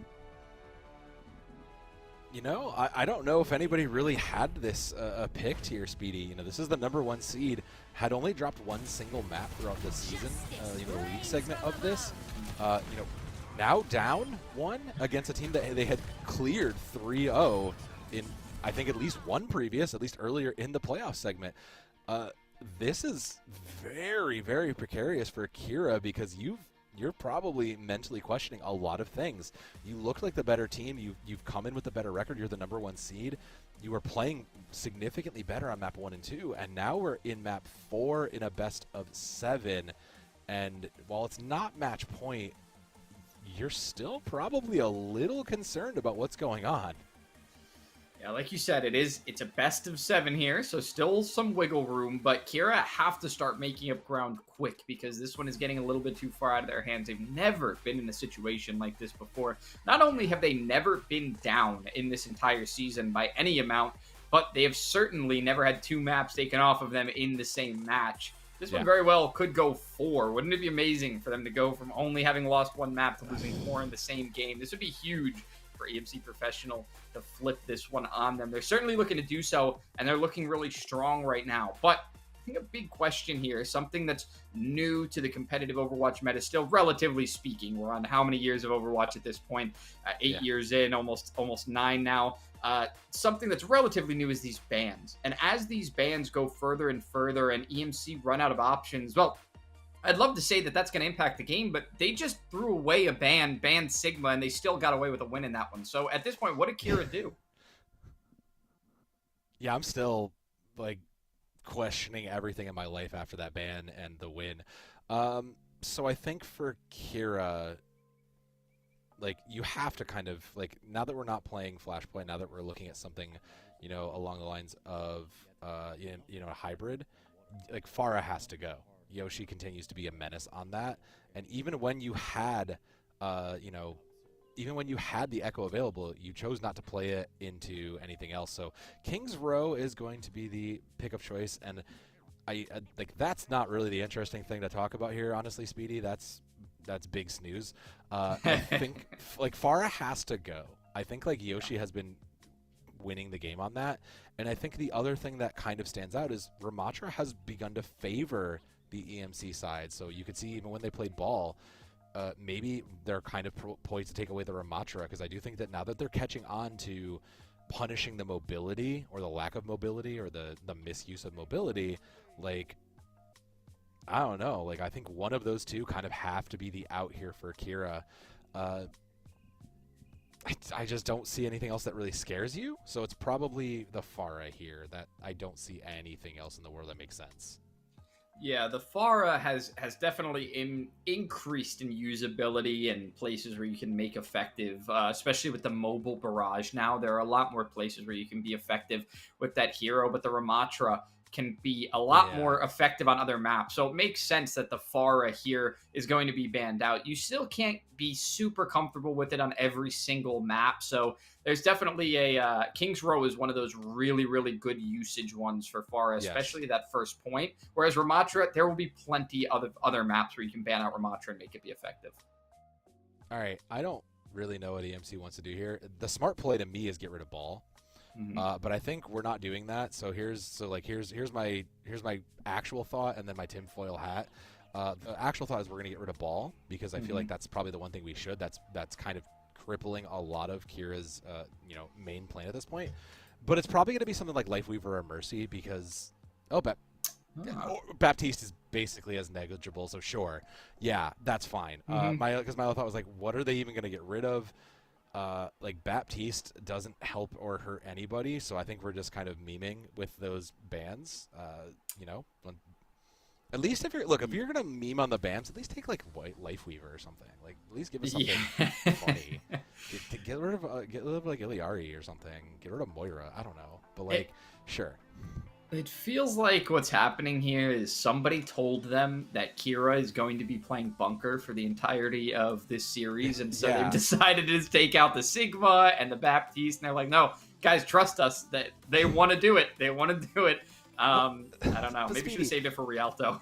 No, Speedy, the really funny thing is that, like, Starwolf plays Baptiste. Like, Starwolf loves to play Baptiste. That's, like, their known hero. So getting rid of Baptiste is just I don't know, man. Like, I get it. Like, if we're memeing, we're not really feeling like a Pixar, like a band is going to make a difference here. We think we can, even if we think we can win, you know, like, in a neutral, in a without banning something that really hurts them. Like, I don't know, man. At least make the band funny. At least give me something to laugh at, not Baptiste. Baptiste ain't funny.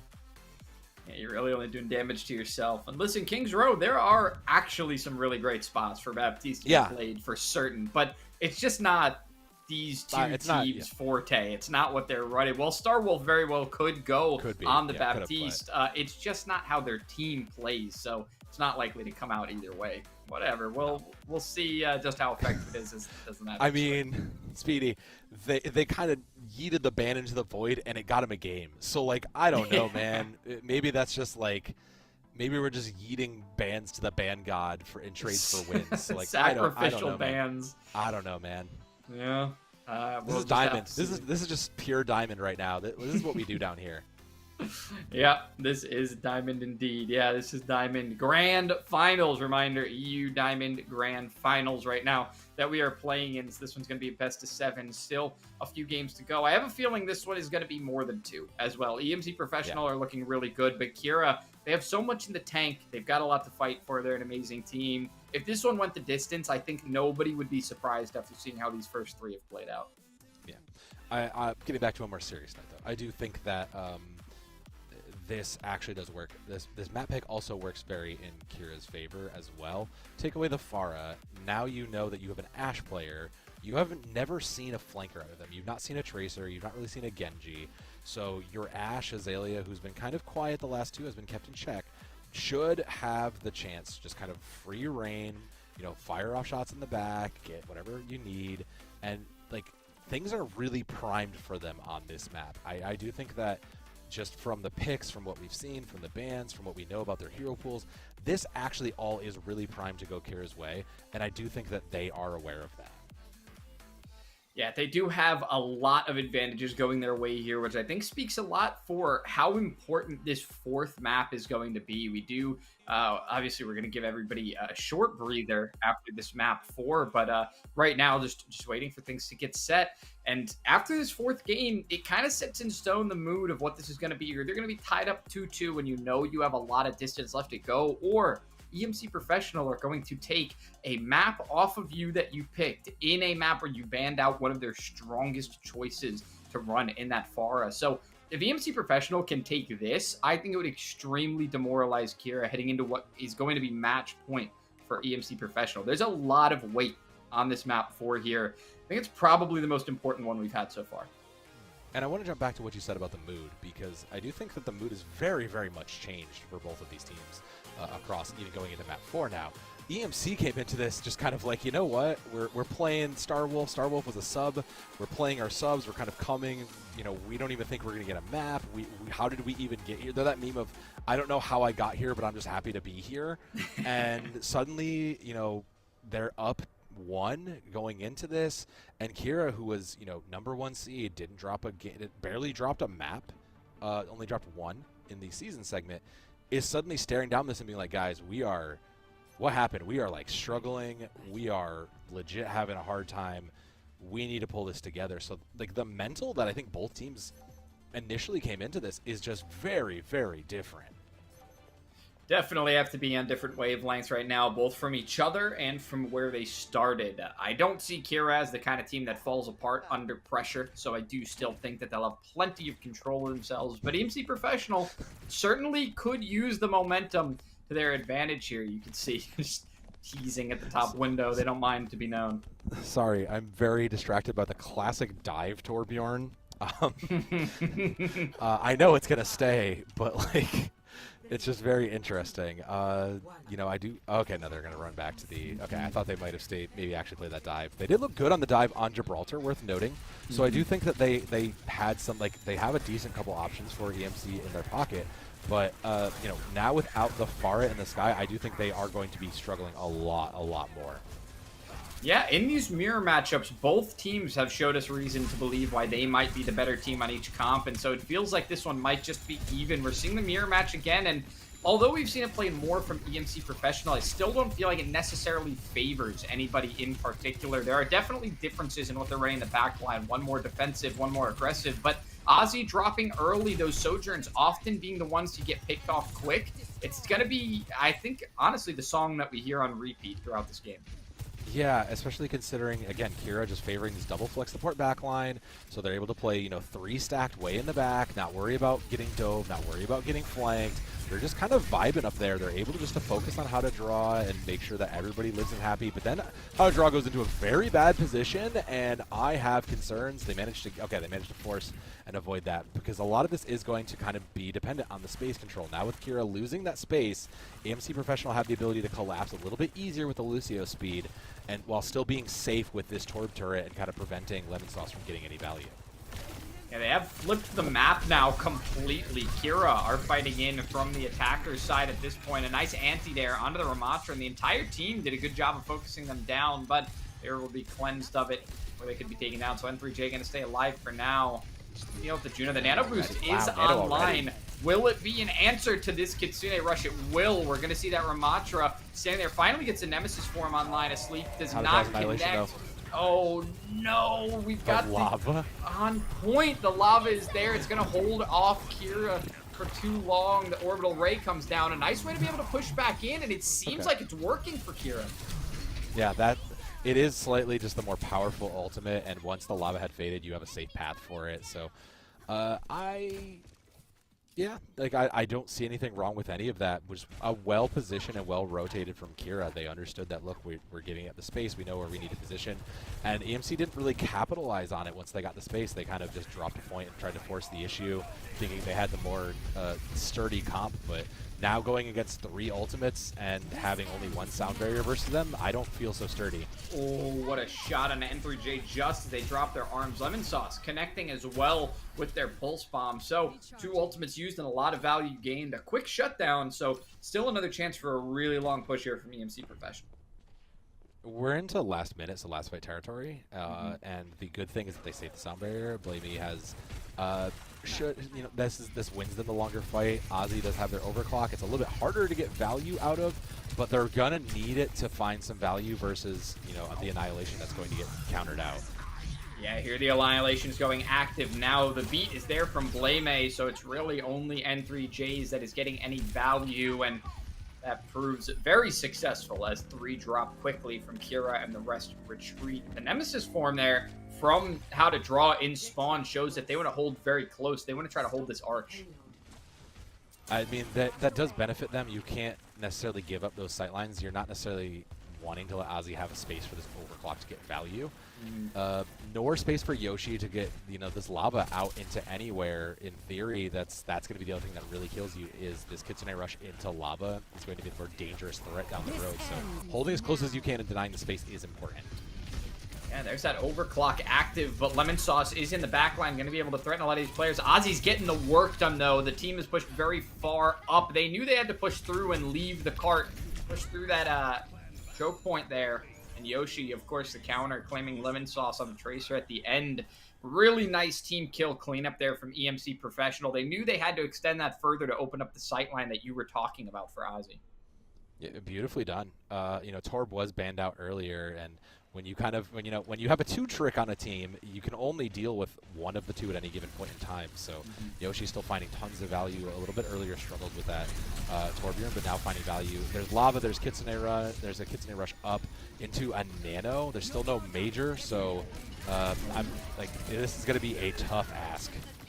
Yeah, Lemon Sauce here getting the nano boost and making good value of it on the Yoshi. Definitely a target that you want to pick down first. Almost has that level 2 online as well, so you're going to be catching up with everybody who's been getting those levels online. Speaking of which, Kiira almost onto the level 3 here. We're getting a lot of value out of that one, surely. Does have that, has been absolutely nailing their railgun shots as well. Azalea has just been on top of it this entire game. Yeah, Azalea has been quite the sharpshooter, and that was one of the things that really led to EMC's success, is shutting them down earlier. But with now only this Kitsune Rush plus Annihilation up, Azalea is primed with a shooting gallery. Yeah, and here it is. We're going to see if they can land these shots. A really well-placed barrier there. Nice shield going to go up for the team. N3J doesn't get taken down yet either. Holds those arms up. Great shield from how to draw as well, though, but we're going to see an Annihilation coming out in a more forward push. Gets countered by that orbital ray. So ultimates galore going out here. N3J does get shut down. The beat is committed by EMC Professional, but look how quickly it was melted through. Not a fan of that, Speedy. That was ambitious. I would have rather have honestly seen Starwolf commit her Kitsune Rush, because at least that you could have disengaged from it. But the sound barrier just got eaten up by the Ramatra, so Last fight territory in the 30 seconds here. There's a duplicate lemon sauce on. We've seen in history the duplicate Ramatra gets so much value. N3J is gone, and it is falling apart. Yeah, it really is. And you have to be wary about ending this one too quickly as well, because if you do, you give them another chance to push in. So I like this chase, being able to take out Yoshi there as well, make it a little bit difficult to come back in. You have to be careful here. Your lemon sauce, though, almost got taken down for a moment, took some really big damage on the re-entry. 7 seconds remain. EMC Professionals got to be pushing in through this choke point. They have to make their way to the card, the Kitsune, to support them to get there. They do touch. Now a lot of ultimates going online. Both DPS ults for EMC. The Molten Core is going to push them out of the range of the Deadeye from Ozzy, so a little bit counterproductive. The ante is huge onto all of EMC Professional. They're losing health slowly but surely. Nobody is sitting at full, but it's back and forth trades. Both teams are losing players. Azalea finally missing a rail shot, but it doesn't seem to matter. Ozzy does end up going down. 2 players remain on card, but they still have a lot of distance to go. Yeah, that was everything in the tank. So now we're into a neutral where Azalea is going to come into rails with nothing really to stop it, and possibly the better angle where you have to turn this corner, and Azalea should have kind of more of a funnel in. N3J will have an annihilation up, but it's going to have to hold out as long as it can. Spider turret's here to save the day, though, and apply some off-angle pressure. So that actually may be helpful, but I'm watching for N3J here because this annihilation's probably, you know, going to dictate the success of this final fight. We'll see how quickly they can get it online. Azalea is forcing them to hold their arms up right now with that railgun online at full charge, that overclock. Lemon Sauce finds Yoshi, that immediate counter. That's going to give him free reign over the skies. The annihilation is there. The sleep dart does miss, and the ante is gone, so no more of that support utility to help. Doing a great job of keeping each other alive in the support line, but everybody else is going to drop while they try to support each other. Lemon Sauce a little too late on the pickup on Ozzy, and it will be a cap from EMC Professionals. Look at another minute and a half on the clock. It's the second time in a row that Lemon Sauce has been a little bit off on those flanks, and that's where you can kind of tell that things aren't fully working correctly for Kiira. You can see the timings. They're not getting the pincers that they really have been successful in earlier maps off here. Annihilation is up for Kiira with a nano. There's 4 of the 5 up versus Blamey's only sound barrier, so should just get overwhelmed here, but Kiira just can't over-invest with this last minute. They need to make this fight go until they can close it out. Orbital Ray is down. Both Nemesis forms were already spent and waiting to be coming back online. How to Draw is going to get that one back up by using the Annihilation, and 2 down in the front line. Now they just chase down the back line, but that was not final fight. So thankfully, not a full commit there. Leimani has liked to put those nanos on Lemon Sauce, so it's likely we're going to see that combo again. Yeah, it's going to be a nano into the duplicate Ramatra, which has been kind of a trademark for Kiira, and that's been successful for them. But with EMC Professional having High Noon, they'll have Lava, and they still save the sound barrier, it may not be as successful this time around. They have more sustain. Take a lot of work. That sound barrier is down. The Annihilation as well. The sleep does get woken, and the purple gets cleansed. So once again, all of Leimani's utility used up immediately. The nano does go out. Lemon Sauce finally pops the Annihilation, gets taken out of that form so quickly. Blame does get taken down. No more AoE healing. Starwolf has a lot to focus on. Oh, the Deadeye there does get popped, doesn't catch anything. Azalea falling off the map, probably slid off of it, trying to get away from something. So now that distance, that range isn't usable anymore. Oh, the purple's huge. Ante here. Will there be a cleanse? No, it'll just dissipate all on its own. Somehow all of the EMC Professionals stay alive, and now they're rushing in. They've got the Kitsune.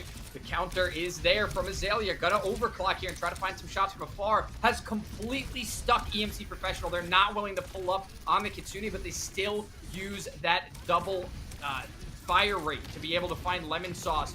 It feels like a stagnated fight, but slowly but surely EMC Professionals start to push their way in. Was Ozzy enough of an elimination? It likely will not be. There is not going to be enough damage here. You just have to focus heal How to Draw as much as you can, and looks like they're trying to do so, but the satellite vector is going to be coming in from the opposite direction. The Annihilation is there, but is it too late? The health is so low, but they're getting the support that they need. Oh, they faded. There's still a chance here. The numbers might come back. This is crazy. Now ults are favoring EMC Professional here, so they might actually be able to close this out.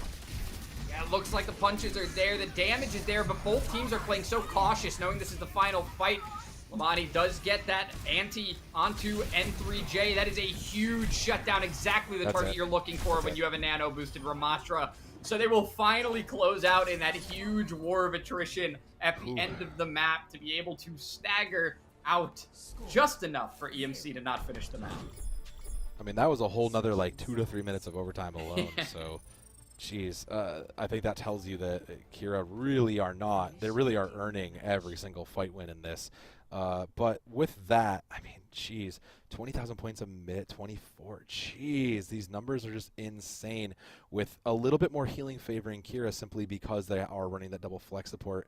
But I mean, on the other side, look at the number of deaths on Yoshi. Yoshi, that main DPS from the side of EMC Professional, just coming up net negative tells me that they are not as impactful as those previous fights. The Torbjorn always was never as powerful, never as impactful as the Pharah, but is enough to deter a lot of those flankers. But that just tells me they're forcing Yoshi out. They're not letting him have the space to just play and control, you know, those flanking angles. So that is big for Kiira. That means that if they continue to do this, they're going to keep it alive and will go on to maybe even closer to the full 7. Yeah, Kiira have such a firm grasp on elims, on damage, on healing. They have all the numbers heavily in their favor, and yet EMC Professional seem to just be able to eke out the fights exactly when they needed them to keep that timer going and make it toward the end. It may have looked strong for them, but in this mirror matchup, Kiira have been a lot more effective, and I wonder if that means they're going to have a lot stronger of a push here on attack. I mean, maybe N3J is winning out in the regards to like damage mitigated. So the like just the block, the shield, how much is getting blocked, or you know how much is not really coming through, is kind of making up a bit of the difference. But now with Lemon Sauce over to the Genji, you know, this is going to make a difference because it's so hard to dislodge from the other side of Hotel. You can't just walk through it, and it's going to be a much slower approach from the side of Kiira to try to get around this very sturdy and deep EMC Professional comp with a double flex support behind him. That's a good way to start right there, though, and how to draw is so far forward. You just focus on them instead. Don't worry about Lemon Sauce just yet. Lemon Sauce definitely needs to get an angle, though, where they can play from somewhere up high where they have difficulty getting dislodged from, because you talked earlier about Lemon Sauce needing to be a little bit quicker on those angles. Yeah, the good thing for them is that should be a little easier. Like, EMC is not playing the whole map. They're playing this corner where they have all the cover, where the supports are safe, and have the angle to line it up, but they're not really taking the full advantage. You can see it now. Finally, Lemon Sauce is so deep and able to start distracting and being a nuisance while Azalea opens it up. Yeah, I mean, look how far back EMC Professionals have to fall in order to stay away from all that pressure. It is only their tank on the objective right now, and they're not even getting supported. They took damage with their support still alive in the back. They were so busy dealing with Lemon Sauce. Ozzy finally finds that elimination, but it doesn't matter anymore. This is going to be Kiira taking away that point in a very well executed plan. It was the right concept of let's play to where we have cover, where we have safety, but realistically you wanted to play into Hotel, and that's one of those things that, you know, in those snap moment decisions, you just kind of maybe make the wrong choice and it falls. 4:45 for Kiira to go forward here as ults are coming online for them. You know, EMC did manage to lead a little bit, but even with N3J leading in the Annihilation, it's going to be about even. I think it's going to come down to the opening pick, because the opening pick is going to kind of tell us who is going to get more aggressive first. Yeah, the Annihilations here might not matter too much. Lemon Sauce finds Ozzy very quickly. A nice sleep onto the nano boosted how to draw, but might not have been enough. You have too many targets to deal with at this point. The turret locking onto Azalea is still having trouble finding that angle. So they really only did find one in that fight. It's going to allow EMC Professional to come back in a little bit quicker, but it's still giving space to Kiira. And EMC is playing very safe. They're saying, all right, we lose one, let's give it space, we'll play the reconnect, and let's go. And it does work for them. Ozzy is going to go over to the Mei, which, all right, I'm not crazy. Like, Mei has gotten a lot of buffs, especially with the freeze again. So I don't hate it, but it is very interesting of a choice given what you're playing into. Oh, Lemon Sauce is so effective no matter what they play. And what a shot from Azalea there, who actually... Gotta pull the trigger on using that overclock. I don't know that it was really necessary. They've kind of flipped the objective here, and I don't know that EMC Professional should be trying to hold the card. It feels like N3J committed a little bit too much there. They're going to be able to find these eliminations easily without any supports there. I get dying on card. I get kind of buying out time as best you can, but there's also the old idea of die quicker so you can respawn and take one more fight. You did burn a bit of time. It's now down to 3 minutes, but that'll tick back up if there's even time for a recontest. I don't think you have the space for the recontest, so it's not even going to be a thing. I don't know. It just feels like EMC is kind of playing for whatever, you know, we're kind of searching for an answer to this, because Lemon Sauce is being just annoying enough on the Genji, even if they're not necessarily picking up individual kills. They're being just annoying enough and just forcing head turns enough to do exactly the job they need to be doing. Yeah, Lemon Sauce here going to be as annoying as ever. Finds a dash through the Ana, absolutely bullying the backline there with the Kitsune coming out as well. Dealt with the backline all on their own, freeing up the rest of the team to deal with those frontliners and really focus on M3J has been so useful. Oh yeah, I mean, just being able to manage and get rid of and just freeing up M3J to, you know, just be overwhelmed by the rest of the team. That's exactly what the hero plays that Lemon Sauce did on Gibraltar here. M3J over to the Orisa. Look, we need to sturdy. We need more support versus those anti-nades. It's gonna come down to all these ultimates to maybe win this out and stall. Starwolf with a nice opener onto Azalea, but that blade is back up already. It just, this last slash was not there in time to get the Torbjorn, so Yoshi will find two of the most important picks to shut that one down. The supports do make it out alive, and I mean, Kiira have so much time to work with. Yeah, and you basically just need a full close, which is not impossible. It's just now you're back to kind of a neutral. Somewhere the Blizzard, I think, went as well. I didn't see anything come from that, but the kind of Blizzard now we're like back to a neutral. How to Draw just should be able to get in with this Annihilation and hopefully start bullying people out. Lemon Sauce over to the Echo now, where they found so much success and was easier flanking into the backline immediately. But EMC's there for it. They're ready. They're on these tricks. Yeah, they are. They pushed themselves forward a little bit. A really nice wall there with the anti as well. The cleanse does come through because of the Kiriko on the high ground, having an angle there. But a Molten Core as well, just going to keep up all the pressure, give them nowhere where they can walk to. It just seems like too many angles to be dealt with now that the Ramatra isn't online and it's an Orisa instead. You can only deal with the forward-facing damage. You can't really put those shields on other angles. Gotta be careful about falling into holes there, Ramatra, but yeah, it looks like that's going to be a cap, and Kiira going to go ahead and take away map for to even this one up 2-2. There were some who assumed that this may end in a 4 Overwatch, but no, this one is evened up at the middle of our game, and it could not be more exciting here in the EU Diamond Grand Final. Yeah, not sure, Speedy. It will be 4 over. It will be 4 something for watch, but you are correct. You know, we egg on our faces for thinking, for everybody, including EMC Professional, for thinking it was just going to be a 4-0 and done. You know, it has been a very close back and forth with each team, recognizing what they need to do, using their map picks and bans mostly successfully, I'll say, to kind of, you know, to exactly what they need to do to win. And Kiira this time on King's Row, banning out, you know, the Pharah, making sure they use those picks appropriately, and forcing EMT into a team comp that they know they can beat, made the right decision to keep themselves alive. They sure did. A nice way to keep yourself in it, and not only in the score, but as we talked about, mentally as well. Yes. Being 2-2, it feels so much better than going into the second half 3-1. So we are going to head into a quick break, but on the other side of it, we may just crown a champion within the next 2 games. So stick around. We'll be right back right after this.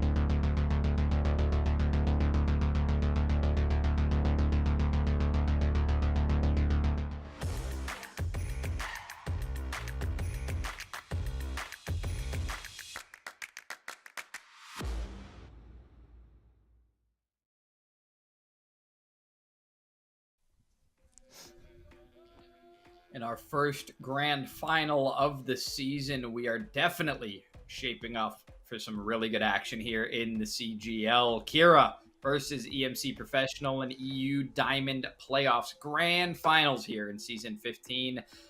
It has been shaping up for a really, really action-packed season, and we're getting it. It is delivering even in a division where we weren't sure if it would. Honestly, there's no better way to kick off grand finals time than having one go the full distance here in EU Diamond. And we have seen like a little bit of everything. We've seen from ball disruption comps, we've seen dive, we've seen Ramatra anti-dive, Ramatra rush. We've gotten the whole spectrum of everything. We've even gotten bans that made absolutely no sense that I can't even pretend to justify.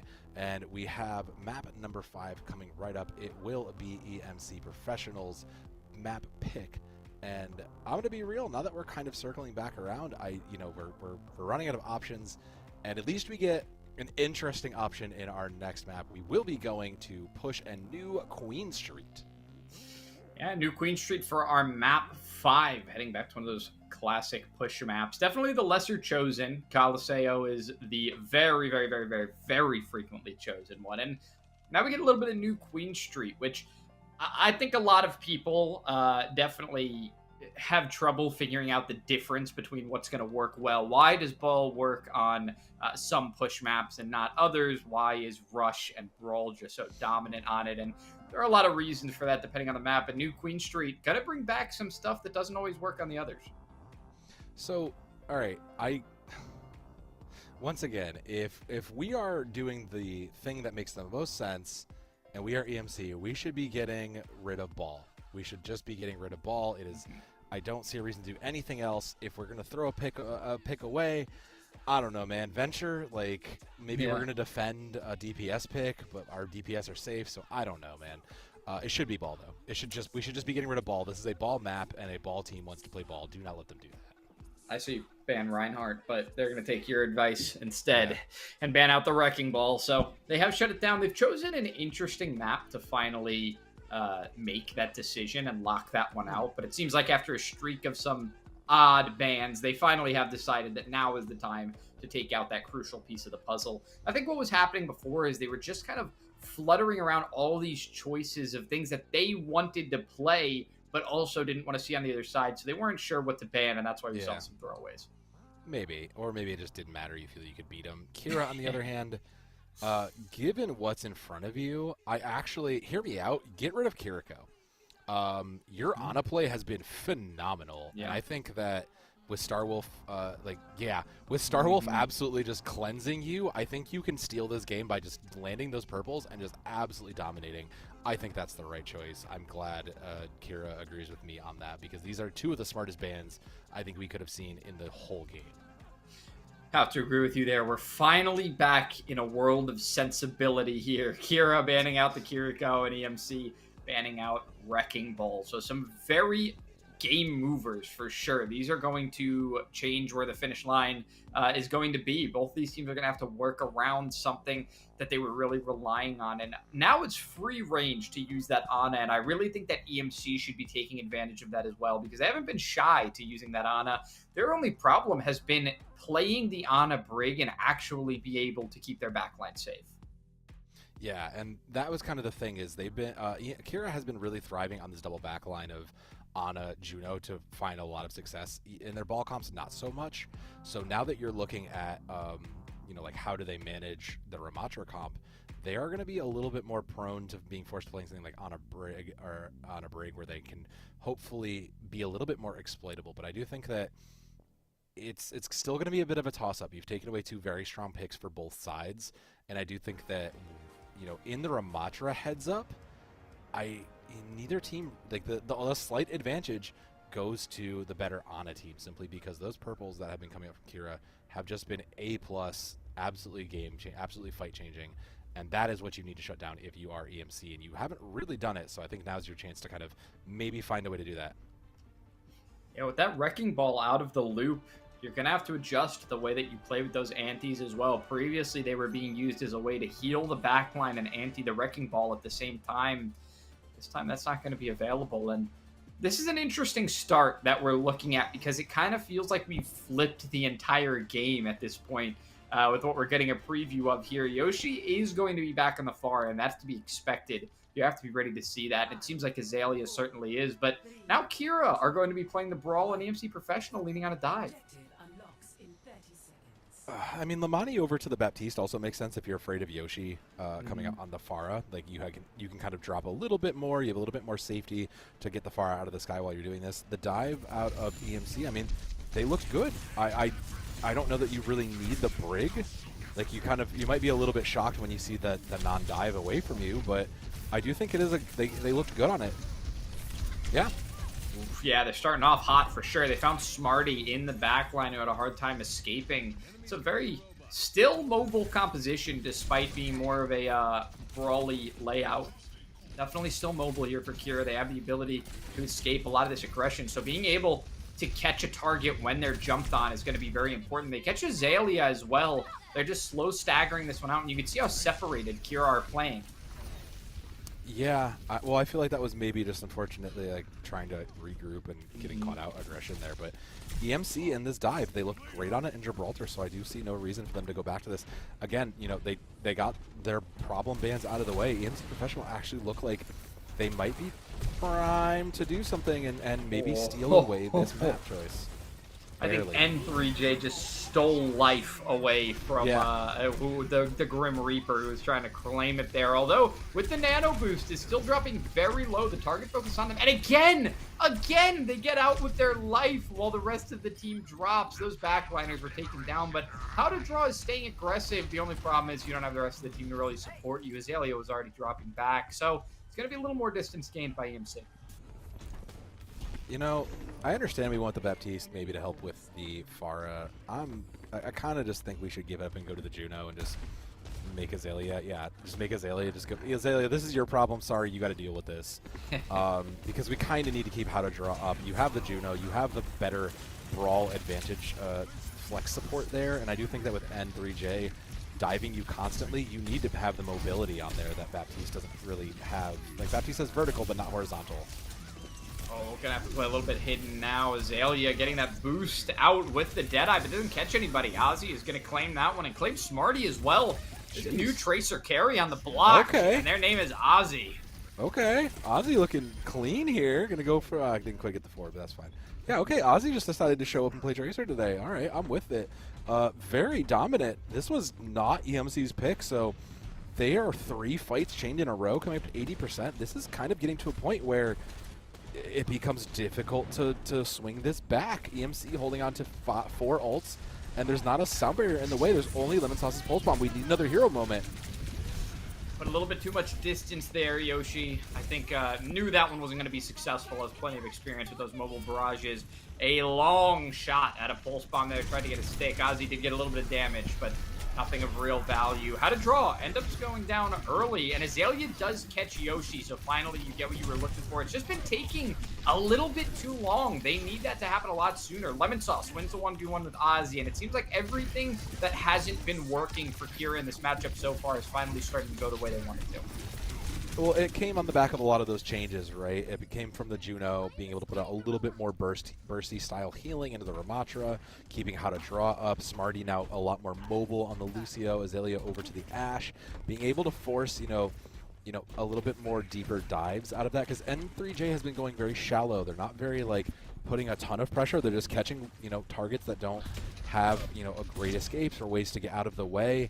And they're just capitalizing on that with Yoshi following it up on the Pharah. So now using this cover a little bit more successfully to get Ashe damage in. I like this look a lot better for Kiira. This looks a lot more primed to keep the EMC in check. Yeah, Azalea even catches a little bit of that sound barrier as well. Lamani is down, though. It seems like Azalea working really slowly, tried to get aggressive, but couldn't land all of those shots over the top of the overpass. So wasn't able to take out that Pharah. And now Yoshi from afar trying to play the sniper game here right back. Not much damage coming out from either. It seems like N3J is just a force to be reckoned with that isn't eating up enough tension from the DPS, so is able to stick around for a lot longer. The difference is EMC was very better about punishing the dive, whereas Kiira have been, look at it, their pieces don't want to really play the counter dive. They want to go in and go aggressive. They want to kind of go into that. And with ultimates now back online, Lamani losing that is basically the worst case scenario. Yeah, the Bob gonna be committed here, and it does find N3J, but it might have been too late. It was still putting out damage there in the end, but able to catch N3J and Yoshi, it kind of makes it hard for anybody from EMC to approach now. You can kind of hold a front line and just stay in position, so they did a good job of committing that Bob and slowing down the push at the end. It was what you needed to do, considering the 100-meter mark is kind of that point where there's little return. Like, you really aren't overtaking that without several fight wins in a row. But with now a Orbital Ray and Annihilation up, they are primed to start chaining them together. They just need to not overcommit into EMC here and start throwing away value.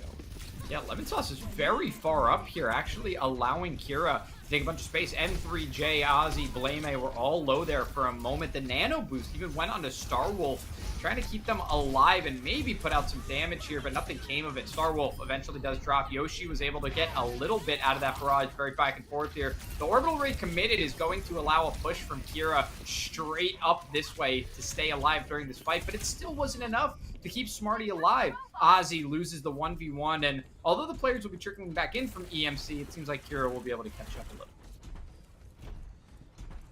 You know, Speedy, I came into this saying that Kiira and Lamani in particular was having phenomenal Ana play, only to really not see, only to see them not stay onto that is, you know, quite an interesting pace. But with Lemon Sauce having a Pulse Bomb up, I do think that they, again, like they were very good on Gibraltar. They had so many big hero plays with this. I do think that this is enough alone to maybe change the game, but not when Yoshi gets an opening pick.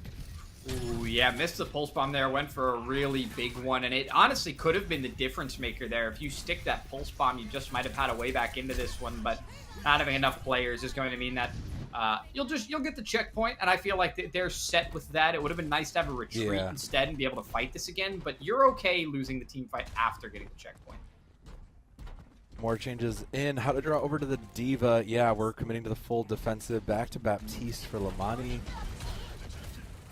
Yeah, this is going to get pretty defensive. Now eating up some of those rockets as well in the entry point, but wow, it was big damage going out on that mech. How to draw barely gets out of that one alive. These tanks, their disengages have been absolutely flawless. The perfect time to stay in as long as they can. They're definitely learning each other's teams and finding their timings and rhythm. Yeah, the longer this game goes on, the sooner everybody, like, the more chances we have to understand what each team wants to do in their win conditions. Ozzy's Pulse Bomb only gets themselves, I think, or they blinked off the map.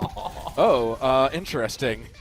That might have been a little bit of a self-destruct there. So, Ozzy not quite getting the best of that one. Starwolf does pop the rally and is going to be moving forward, but not going to deter Lemon Sauce from staying in the back line here. Going to cover the Ana because the Brig's not there. They do swap places, and now you do have a Pulse Bomb online. Lemon Sauce here going to take the 1v1 once again with Ozzy. It feels like a Super Saiyan battle where you can't really tell what's going on too much, but the barrage does come out, finds not only that Immortality Matrix, but Lamani as well. N3J going to clean up the rest, but it's a little bit back and forth. Some ults have been committed from only EMC, yet somehow Kiira's still able to keep themselves alive in it. N3J trying to make the most of that nano boost, and it looks like they might just barely get the best of this one, but the remake is possible. Yeah, they will. Only Diva is the menace in this game right now. Only Diva is the one that will turn you back from being down 2 to up 3 by simply boosting into everybody and eating a bunch of damage. Yeah. Ant Matrix is up for Kiira.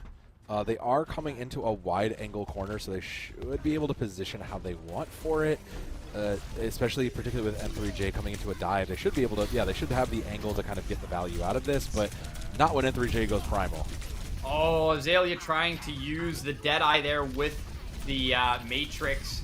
Tried to stay alive by using the Deadeye damage reduction, but man, Yoshi is all over it right now, able to fly every angle around this team. How to draw. Staying alive just a little too long, honestly. You only have 1 minute left on the clock. You gotta hurry up and get eliminated. You gotta head back to spawn. Yeah, I don't like this fight. I don't like stalling that out. I think we should have gotten out, we should have gotten out of dodge forever ago with 1 minute left in push, and considering the bot is going away from you, you now have to win at least 1 to get it back and another 1 to get it where you need to be. So it's at least another 3 fights to start making gained progress here. And with a Pulse Bomb and a Sound Barrier up against a Rally and a Pulse Bomb, I don't feel confident, but that inspires a lot. Yeah, Lemon Sauce finally finding that stick they've been searching for so much. It felt like they'd used up all of their skill in those first couple rounds, sticking those pulse bombs, but finally finds another one for a really good pickoff. And how to draw as well, someone we haven't seen in the kill feed as much, getting those final blows for the eliminations, finally able to get a piece of the action, not being as threatened and having to hold up that defense matrix so long anymore. 40 meters still remain, but they are past that checkpoint, so they will not have to wait for the butt scratch mode. However, EMC have a great position to jump on them in. Yeah, they have the high ground advantage, and they have the ultimate advantage with Rally and this barrage. So Yoshi is going to be the star to clean this up. They just have to get past Smarty's sound barrier first. Yeah, the Winston's no needed. They get Smarty. Ooh, the barrage That's doesn't huge. get eaten up by the defense matrix. Ozzy finds Lamani as well. The Diva Bomb will be there, but the shield will be plenty in the perfect position. They even eliminate how to draw before the remake. It's the exact cleanup they needed. This Tracer will be the last piece of the puzzle. They'll go ahead and set themselves a lead, 3-2 in this grand finals, putting themselves on match point. Yeah, I was going to say, not just the lead, Speedy, match point from our lower bracket runner, EMC Pro. I mean, Kiira has to be a bit concerned here. This was a team you clobbered 3-0 in the prelims. I don't know if maybe you just misunderestimated. Maybe there's some sneaky tactics we never saw before. Was this Yoshi Farah just hiding the whole season long? Like, there's a lot of questions because the #1 seed who doesn't, who only drops a single map all the way through, coming into this finals and now going down in match point 3-2, that is concerning for anybody not watching and double viewing, by the way. Bliss, I believe EXO is up, I believe, at 2. They were tied 2-2 last we knew, so they will be having an update from them shortly. But if you aren't watching both games, go do that. Go pull up the old multi-Twitch and watch both, because there are bangers everywhere here at CGL. Yeah, absolutely. Not only just now, but we even have more going on into the night and then through next week as well. I mean, there's so much to be had. This is only our first grand finals of many. First grand finals. So many divisions, so many regions. Like, we still have plenty more left in this season. So much of the best action remaining. And I mean, if this isn't the vouch right here that this end season is going to be great for season 15, right? We're halfway between 10 and 20. We're really getting up there. These teams are getting really, really competitive. So EMC Professional have to be so proud of themselves at this point, but it's not over yet. You have to keep your head in it. You have at least one more match here to go to try and take this win against the team that has eluded you all season long to take that prized victory to become the #1 team. All right, so let's again break it down here, because we have a map mode and some bans coming up here, Speedy. It's kind of fair game to anything. So I kind of suspect we'll be going back to Control. That's one of the 2 places where Kiira saw the most success aside from Hybrid. Hybrid, they found a lot of success because they took away that Farah primarily, though. So I assume we're going back to Control, where maybe we can kind of win out again in the new, in a more familiar, map-based space winning mode. But with all those bans already come and gone, you have to, you kind of have to be thinking about this. What are we getting rid of? Because Torbjorn's gone, Farah is gone. A lot of these initial first-round picks that you see early on are gone. And now we're kind of getting into those deeper, like, are we hurting ourselves by banning stuff? Things like Ramatra might actually be hurting Kiira as much as it's hurting EMC. So there's a lot of questions, I think, coming into these later games as to how do you really optimize your benefits from your choices. Yeah, I think there are 2 options here, which one would be to pick something just strange and just run a specialized composition, something like a Havana with double sniper, or just something like that. Or you have to run something where the dive or brawl are both options and force them into only one by banning out that Ramatra, force them to play the dive into you. So it looks like we do know what our next map is going to be now, and it is going to be Control as you predicted. This time we are headed over to Busan. So this could be the final map for EMC if they take it. However, this is the one Kiira have chosen to try and keep themselves alive. So now we're going to head into the ban phase. We're going to get our answer on what Kiira are going to cancel out here. And I do think the Ramatra ban could be effective here. Force them to play the dive into you if you're confident you can win it with the Wrecking Ball. That seemed like Busan's already a dive favored map anyways. And I do think that Ramatra has been kind of a big problem for you. You haven't necessarily won your kind of Ramatra heads up, so I could see getting rid of Ramatra here as an as like your like this is how we're going to win it. Otherwise, I don't know. Starwolf actually has looked really, really good on the Brigitte. I do think that if the goal is to get Lemon back into success, maybe getting rid of Brigitte is a decent look too. I think that those are the two that make the most sense. Getting rid of yeah, okay, I buy that too though. If you want to force them into something that you think you can win, and you think you can win ball into Ramatra, I actually don't hate that. Yeah, absolutely agreed here, especially if they're not going to pick up that Ana again. I don't imagine they're going to be banning the Ana now because it is just about their last option if we're talking about EMC. I think that they need that Ana to be able to work around this Wrecking Ball. It was the best counter that they had found for getting that backline dove, so they need to keep that utility in their pocket. When it comes to their ban, though, what are they going to get rid of that's going to slow down this dive? It seems like there's too many options to find anything that'll really break it up. No, there's one very glaring thing that we haven't banned out, and that's Ana. You were talking about it. We have to get rid of Ana here because the ball comp that they were playing Kiriko into it, but remember, we've really seen the most success when we saw the Ana out of our lead team. Yeah, that makes the most sense to me. I think you're not playing Ana, so that you have no reason to really care about that. That makes total sense.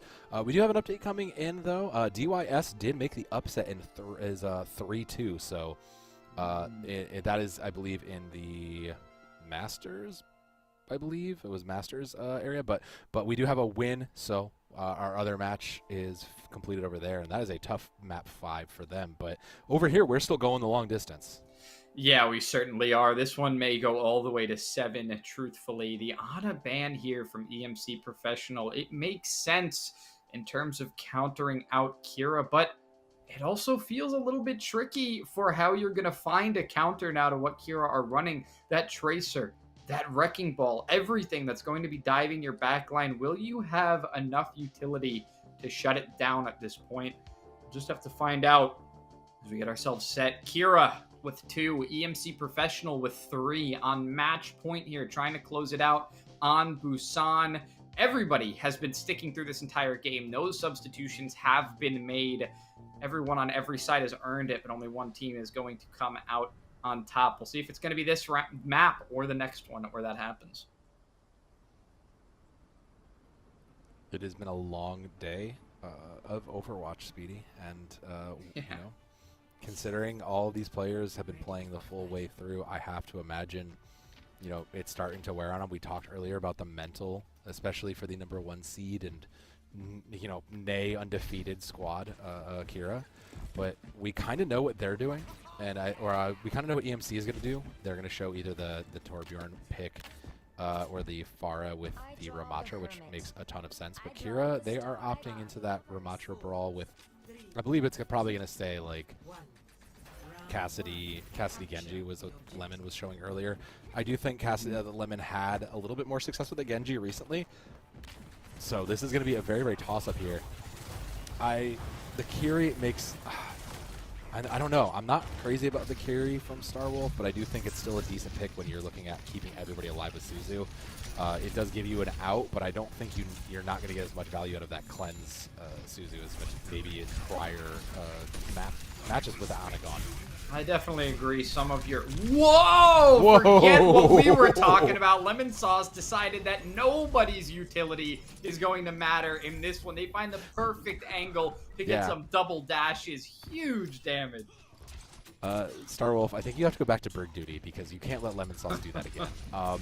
That was more of my thing. I was like, okay, like I let Blamey go back to like Juno, just keep the Brig on, because you were keeping players like Lemon Sauce and Azalea in check, and I kind of think you can't escape it. Like, Brig is just the best case for stopping those kinds of dives. Oh, wow, using the dash to get in here. Lemon Sauce wants to be really aggressive, and you'd see why. They have those cooldowns on a great rotation right now in this choke point. I mean, when you can stand there with a deflect and act like a tank in the way of the entire team, look how far back EMC Professional have to push. This isn't even off of finding picks. Yeah, there's no That's just playing a little. That's just forcing him to play significantly more passive. I mean, that's a wide. EMC, unfortunately, probably just fall right into the trap here. Yeah, and there's a big ult from Azalea there. That Deadeye finding Yoshi with the help of Lemon Sauce as well to finish that one off. Finds Ozzy as well, so now you just have 3 of these players trapped, and that Brig that you were talking about needs to come out sooner rather than later. Is it even worth it to hold on to the Kitsune at this point? I think, yeah, you have to. I mean, at this point, you can't afford to give up. You're too far behind. You're 2 losses down. It's your closest point to maybe back. But you are still playing into Orbital Ray, Annihilation, Blade. Like, there's just so many ults that you have to kind of commit into it. But at the same time, it's probably for nothing. All right, well, the beats come out on both sides. One later than the other. Smarties is still burning down, and how to draw with that Annihilation. Both of them just standing there, putting out passive damage on each other until they run out. M3J will be the first to fall, and so with 10% remaining, looks like Kiira are going to hold, but there might be a chance for a touch. I think he'll get shut at the gates. This is the Kiira I think we were all so used to seeing. Speedy, this is that Kiira that, like, that gun just goes flying. Jeez. What an accurate, what a meaningful ending to that sub map, Speedy. Just absolutely died on the cusp of greatness there. Just unfortunate. Wow, no deaths, 0 deaths on the side of Kiira, by the way. Insane. Absolutely insane. 0 deaths. 14 for how to draw, 13 for Lemon Sauce. Wow. No notes. Let's go next. For EMC Professional, look, this is a good map. This is a far map. This is a lot better. We're going to go into the Diva since Winston's not here. Oh, yeah. I am unsold on this, but I do like the aerial adaptation here. I do think that you have to deal with Lemon Sauce in the air, but I do think that getting Yoshi back onto the Pharah is probably your safest choice here. I'm not crazy about Kiri Mercy, but you know what? I see the vision. Let's see where this goes. Yeah, I do think they need a little bit more pressure onto that Echo. Oh, the walk of shame. The walk of shame. That's going to be a cap for Kiira. Then I think we can call that one right away. And it's going to be the swap onto the Ramatra as well. You get DMAC and you have to swap. That's a sign. Oh, yeah. That feels bad. Okay. I do see look, I see the pharmacy angle here, but the problem with the pharmacy angle is that you really have to have a very sturdy, either very isolative, you know, everybody plays for themselves, or a very sturdy 3. And this 3 is not very sturdy. So I have some fears. Can be rough to work with. The draw doesn't get the shield up in time, though, so it's going to be a walk onto the point here. And in the skies, there's still that Echo. Lemon Sauce can still put some pressure, but you're not taking the point back like that. So finally, everybody but one will find a death in that little tally category. Finally. Lemon Sauce here did hit the Echo duplicate, so it's going to be hard to maybe find the Ramatra to get the value. But we have seen Lemon Sauce, again, find so much success with that, but they don't have the map control. So Lemon is going to be kind of the decider for this fight. But Starwolf has a Valkyrie. It's going to have to get used, probably just healing throughout this Ramatra duplicate, maybe? Oh, gosh. Whoa. Great play. Yeah, interesting pick there, going on to the Pharah instead. And while Azalea is cleaning up, Lemon Sauce can just take down Yoshi. Honestly, so much space was made there for Azalea because it feels like usually we have Yoshi focusing on the hit scan, making sure they get those rockets to oppress them. Instead, this time they were focused on the Echo, and it freed up Azalea to put out as much damage in the front as they'd like. Yeah, genuinely just great. Again, map control is what Kiira does best.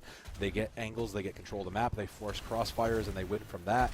It did cost them the duplicate. They have 4 others, but their 4 look a lot stronger than EMC's right now. So Ozzy's Pulse Bomb or this Barrage, no major yet.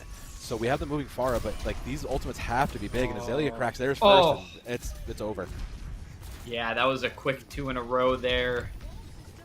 They're not going to quite push it over the limit just yet. There will still be another fight in the tank, surely, but Kiira are still sitting on a couple of very powerful ultimates. That Orbital Ray, especially with that beat, now that you know this could be final fight, you have the freedom to use those together with the Annihilation.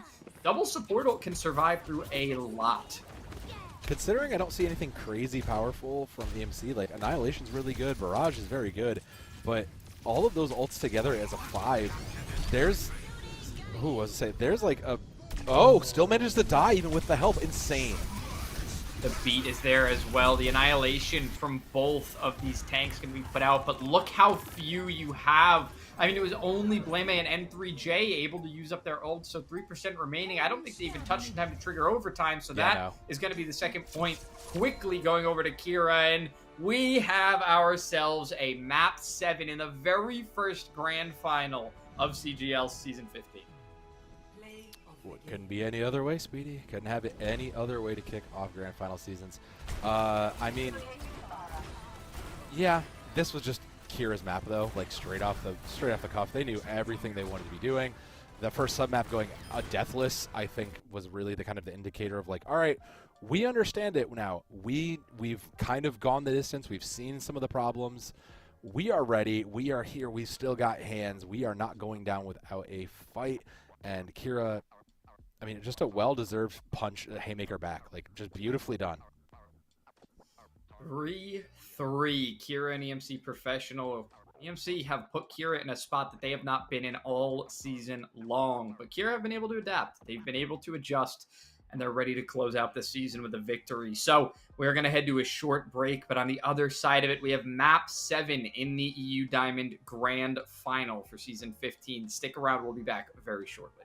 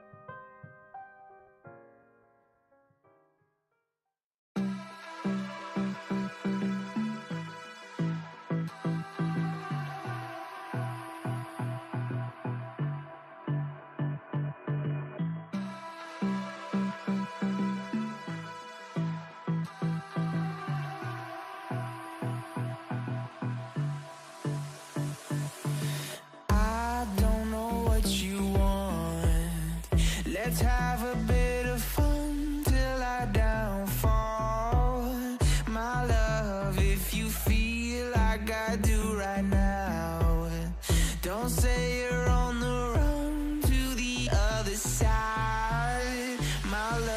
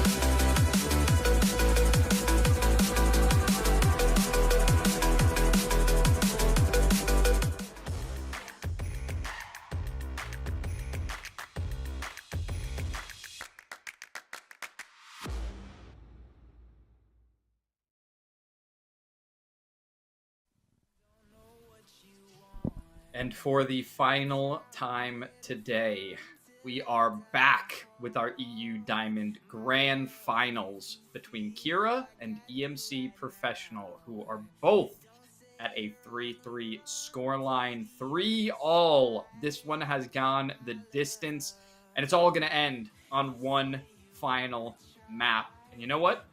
We've got it ready for you already, so let's go into this one. So let's take a look at this final map. It's going to be Numbani, chosen by EMC.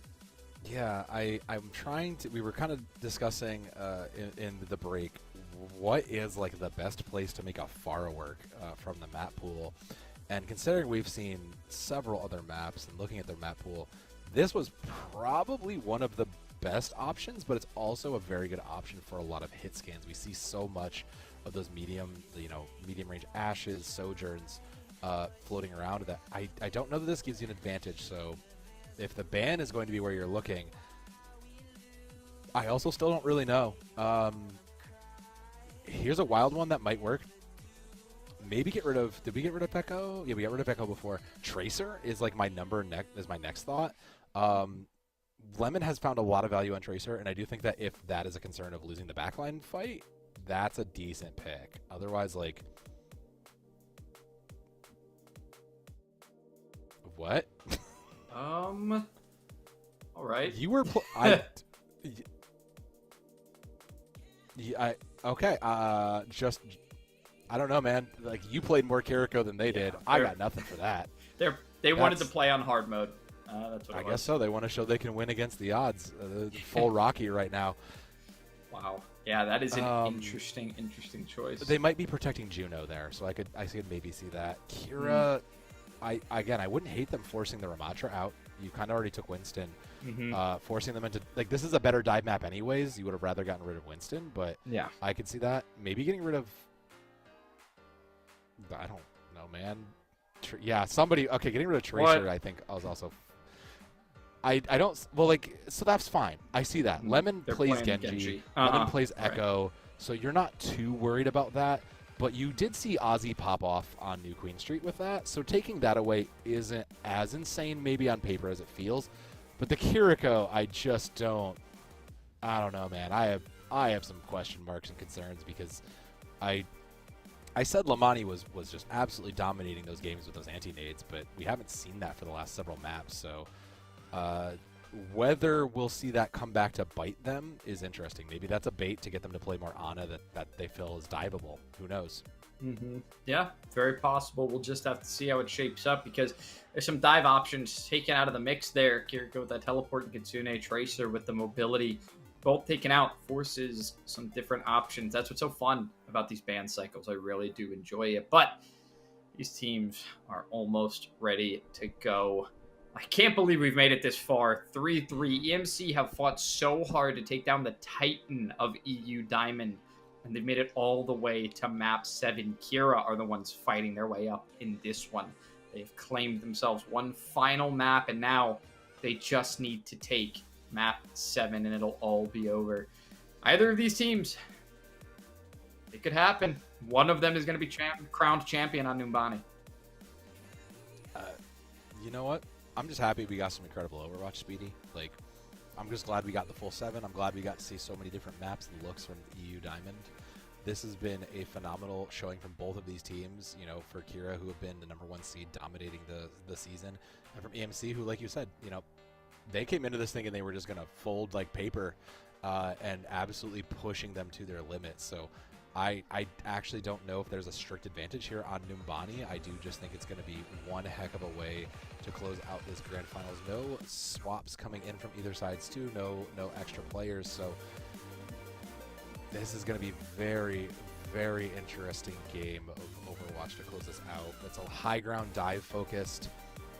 You know what? Maybe we even see the ball come back here. I do think that ball has a chance to be reasonable here. Like, ball can kind of maneuver around a lot of these back hallways without Tracer. So if we saw the how to ball, I wouldn't be shocked. How to ball. How to ball. That's my Google search also, just how to ball. How to ball, just yeah. How to ball. How do I ball and win games? I think a lot of people have searched that at one point and another, no matter what kind of sport or esport you're into, how to ball is very, very important to know, especially here in Over. It's relevant, always relevant. Kiira, hovering the Winston right now, definitely a stronger option, especially when you're starting off on the defense. A lot more stable to work with. And I was a little bit surprised here that Kiira didn't decide to ban the Sojourn, because I was figuring that Azalea would want to run that Ashe anyway. So it did surprise me a little bit that they decided to go for the Tracer instead of the Sojourn. I thought that would have been a more effective ban, but either way, this is how this one's going to shape up. Yoshi right out in front with that Pharah, not afraid to show it. Lemon Sauce on the Echo. We're going to see that classic battle in the air. It's going to be unsupported. It's going to be supported by the Briggs, though, so it's going to be very, very different. The interesting kind of changes here is that Azalea has a more sturdy, defensible counter dive aspect for Kiira, whereas EMC is just going to get never mind, Ozzy's just going to delete Lemon out of the air. So I was going to say there's a lot more mobility and self-protection for Ozzy, so we'll see how these kind of backlines shape the fights. Sometimes it only takes one. There we go. How to draw has dropped. It's a very important one, but they have to get to the back line. Azalea is still putting out damage. You see how slow the healing is to get to Yoshi when you put enough pressure on enough players, but catching Azalea there at the end is going to mean that EMC Professional likely going to cap this final here. Yeah. But though this is actually very smart by EMC Professional. We've seen in the earlier maps that they are very good at countering the dive, at punishing how to draw on the Winston. So they are just playing into that. They're just saying, look, we want to bait you. We wanted to bait you into taking the dive mirror. And we know we win. We have the more defensive dive. We know we can stop you. And, I mean, that alone right there from those dives showed me that they are still doing it. They still understand it. So just in a better position, Blamey. Also, 75 to a Nano, just leading the Nano fight. Also, jeez, just phenomenal play from them. Yeah, both of these teams in their respective mirrors have looked good at different points in time, so it's just about now which one of these is going to be more successful. It seems like so far it's a little bit back and forth like we expected, honestly. I think EMC Professional got the best of Kiira to start, but Kiira are doing a good job of what they've done for a lot of this match, which is splitting when things get a little bit too much pressure-wise, and then being able to regroup themselves around one target with good communication. So hope to see more of that. The first shot onto the far there misses, but there's a nano boost on the M3J who's going to be on the back line. One shot for both of those supports. You get the jump, finally get the Brigand stomp on Lamani there. Close that one out. You even get Ashe as a third, so a triple there for M3J. That was exactly the play that they needed. It could have been a little quicker, but they still got the targets in the end. No, they needed the nano for that because they needed to make sure that they could just trust N3J to kind of overwhelm there. But while like Yoshi was helping to peel for the backline, I think that's been the real difference. Is Yoshi and Ozzy just immediately turned to face the Winston when it lands versus N3J, who kind of just left out there to try to hold the front lines.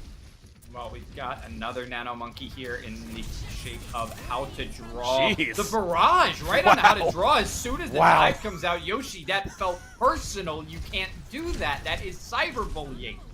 Either way, no more how to draw in the lobby. The Echo gonna try to find it. I mean, Yoshi's just surviving. You're scrambling. Look at how fast they're moving around.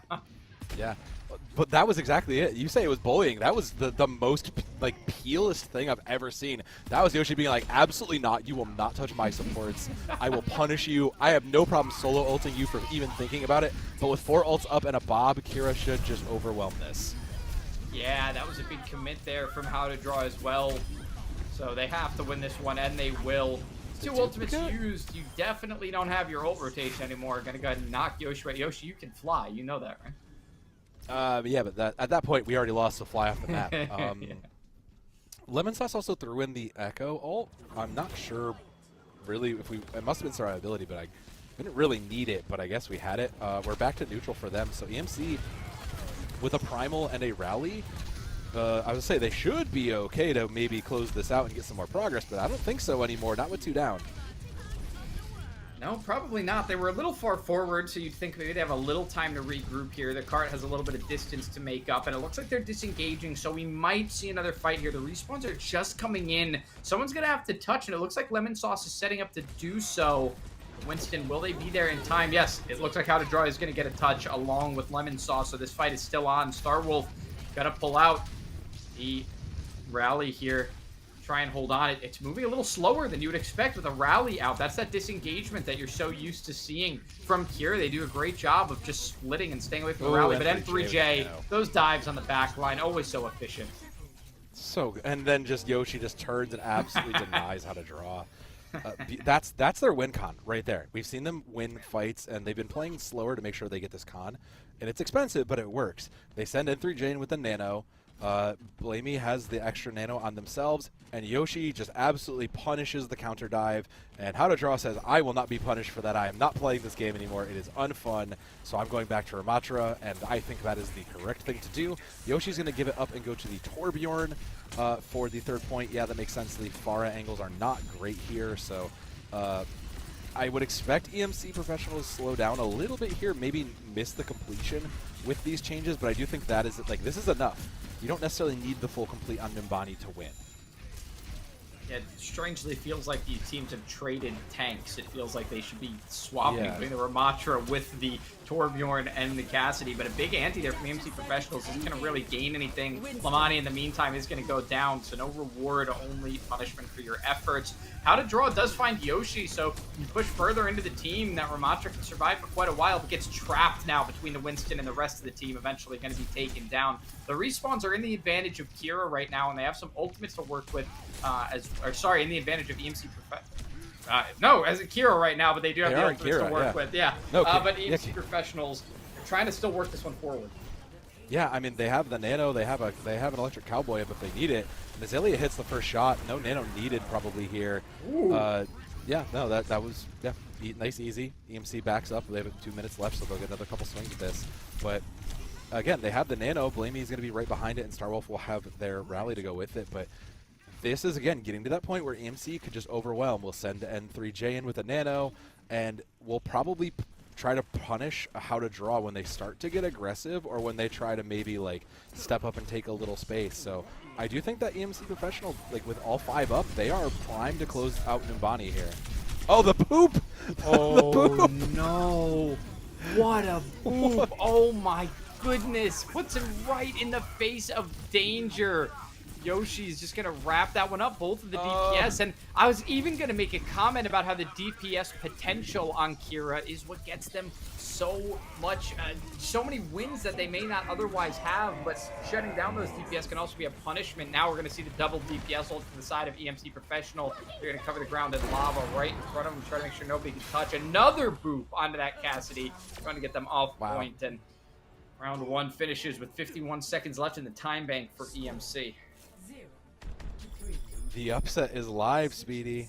This is live. I don't know that anybody anywhere predicted this. I don't think if you look at the paper, if you look at I don't think if you looked at chat, I don't think anybody saw Kiira getting upset in the full 7 here.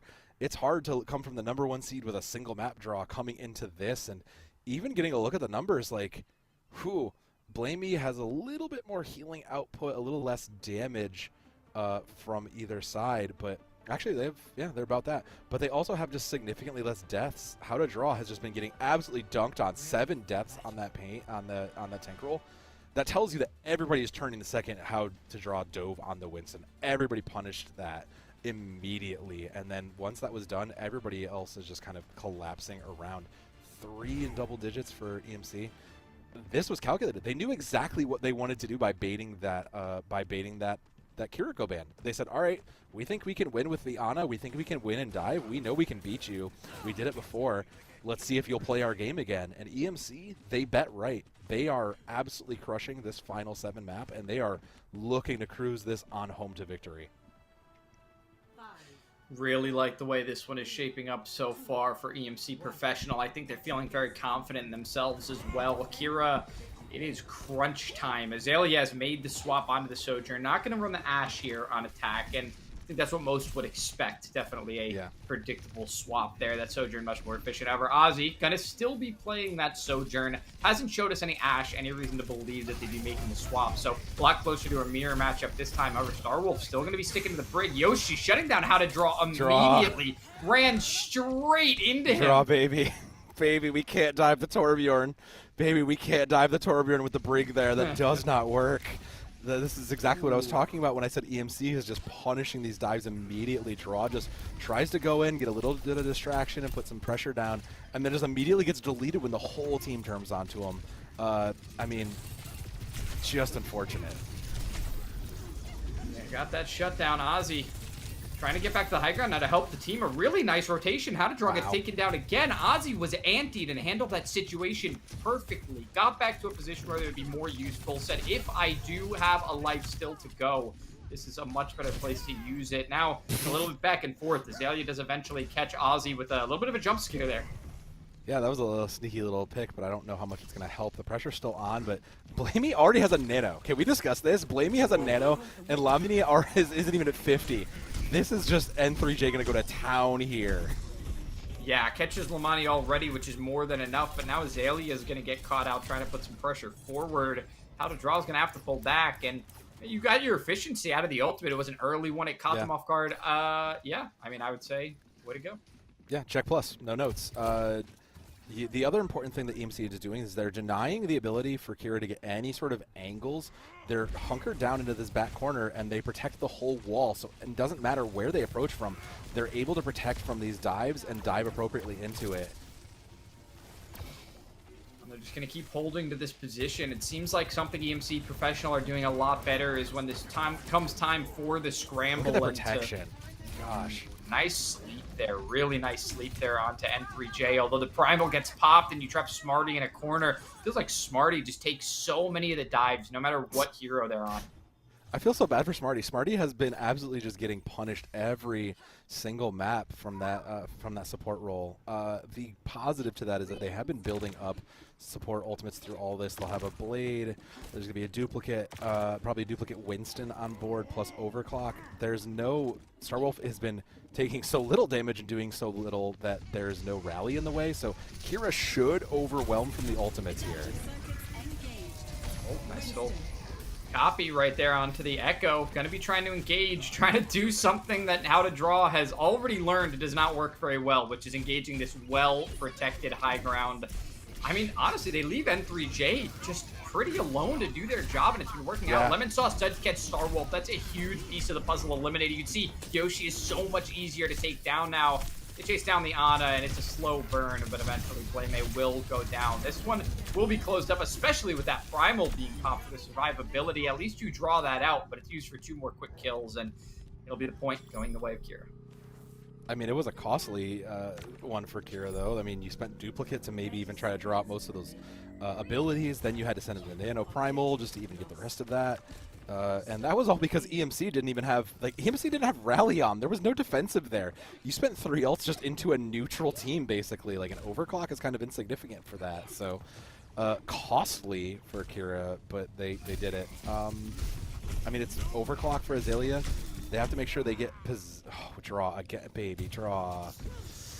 It's just staying around a little bit too long there, it feels like. Not adapting that timing. We talked about building up that timing over the course of the game and being able to escape with your life. Right now, How to Draw is very, very off because they keep getting caught way too quickly, and it seems like they don't know where they can engage. Although N3J doesn't get to return to their team either. Now How to Draw is back, and this is a big push. You can see the retreat. They're making an attempt, but Blame might go down here. No, gonna get out with their life. Azalea goes down in the meantime, since he might slow them down.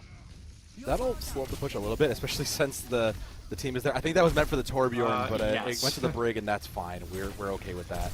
I mean, two draws credit. They have to dive Torbjorn, Brig, and Ana, and that is no easy task. I don't envy them. For as much as we're giving them a hard time about it, we're asking them to do a lot, and it's probably something they shouldn't be doing anyways, but they are doing it. EMC with Lava, Primal, and a Rally up. I mean, that's so much defensive, space controlling based stuff that, again, Draw just has to give their life to maybe make space here. Great sleep, great purple gets the Primal. Yeah, the Primal is popped, and N3J even drops really low there with the Primal up as well. Down to lower than half health at this point. Just taking the fight against How to Draw. They're kind of stuck in a corner and does end up going down quickly there. So it's a big loss for Kiira. It feels like a way to engage for EMC. However, they're kind of just holding too, as they usually do. They don't need to chase anything down, and they're kind of suffering for it. That was, well, I guess that was Lemon Sauce's purple. Just a great play from that. Yeah, those purples have been so important for Kiira, and Lamani has been so quiet, gives up the nano to how to draw, and I mean, is there even, oh, didn't get the nano off in time, that's a shame.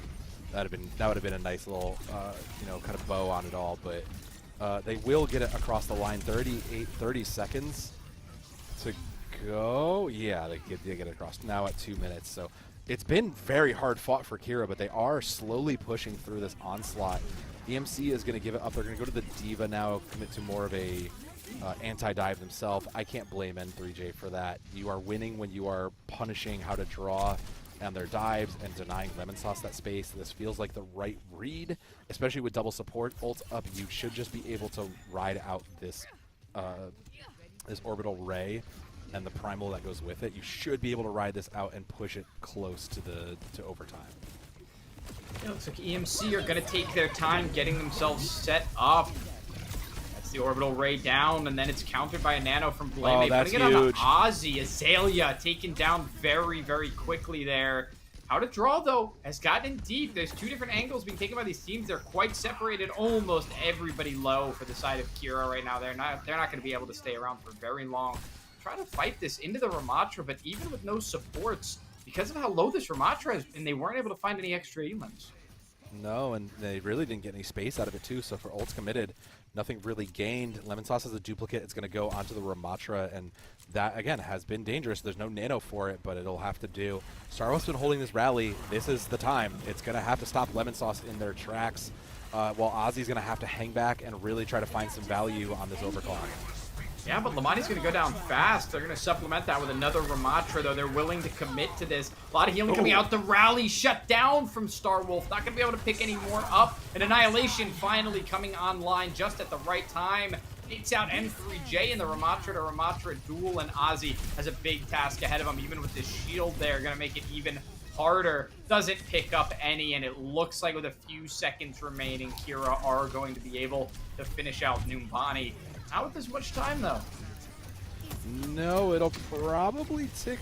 If it ticks to the overtime, this is actually huge, though. Oh, lucky for Kiira. Very close. Very, very smart for Kiira not to deny that. If that had gone to overtime, we would not be seeing more runbacks. It would have just been EMC with a chance to close it out or force the draw. The draw's still on the table. We could even go further, Speedy. We could go an 8 if we have to. No, but stop. Hopefully we do not. Hopefully there's No. none of that.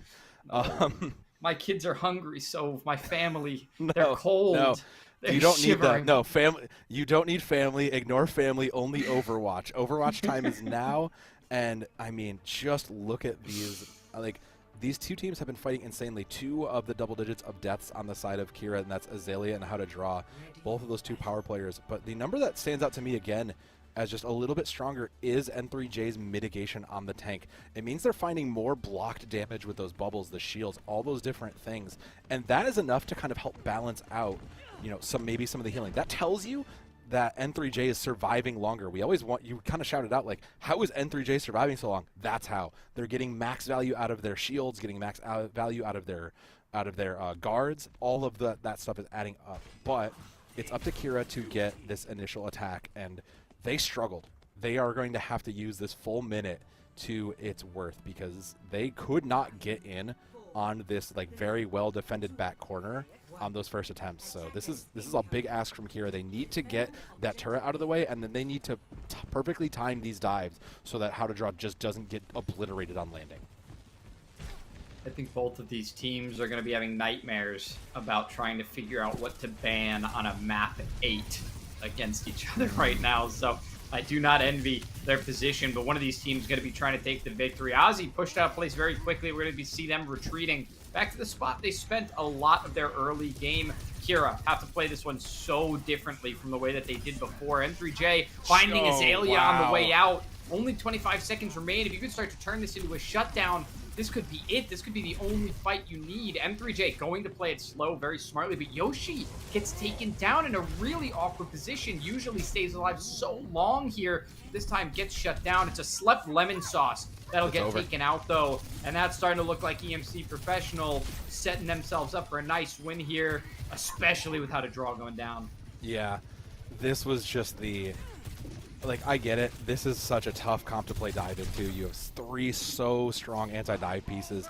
I knew it was going to be an uphill climb for Kiira, but no third is, like, that's so tough.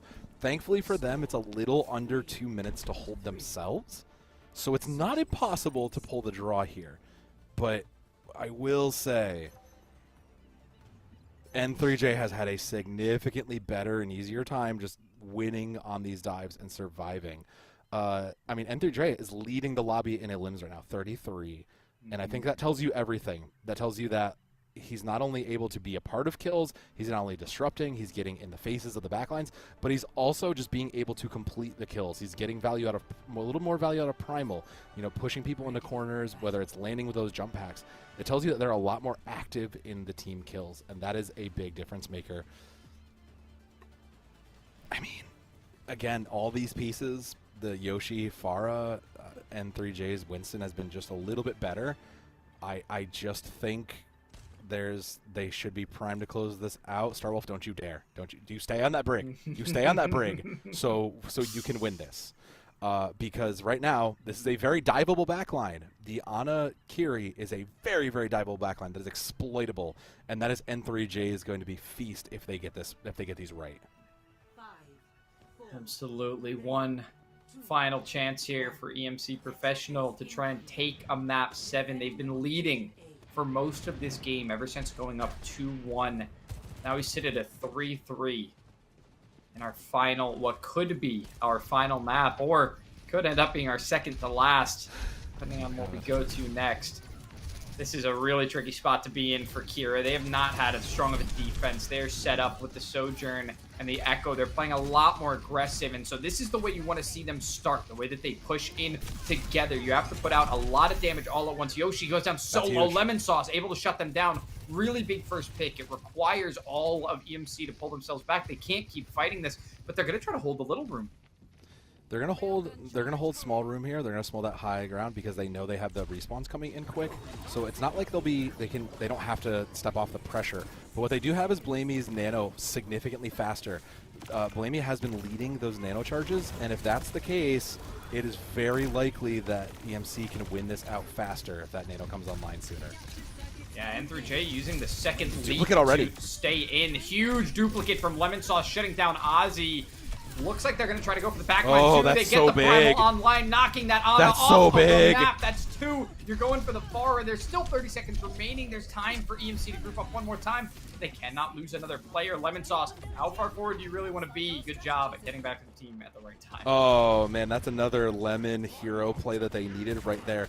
The problem is they're now a little bit behind. Blamey has a nano up, and that means N3J should get Primal in the middle of it. How to Draw has their Primal, and Nano's not far behind it, so we're basically about even. The quicker movements from EMC mean that they might win this. If they can get this nano to work and get more value, they should be able to win this out.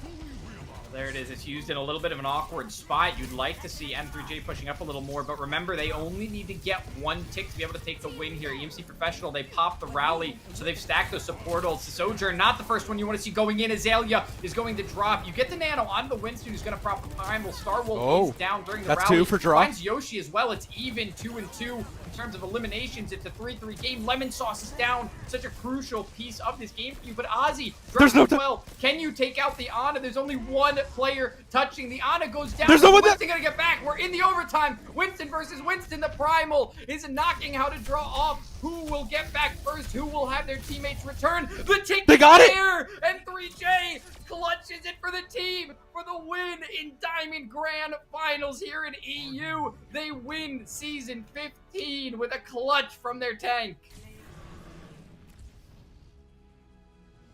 Wow.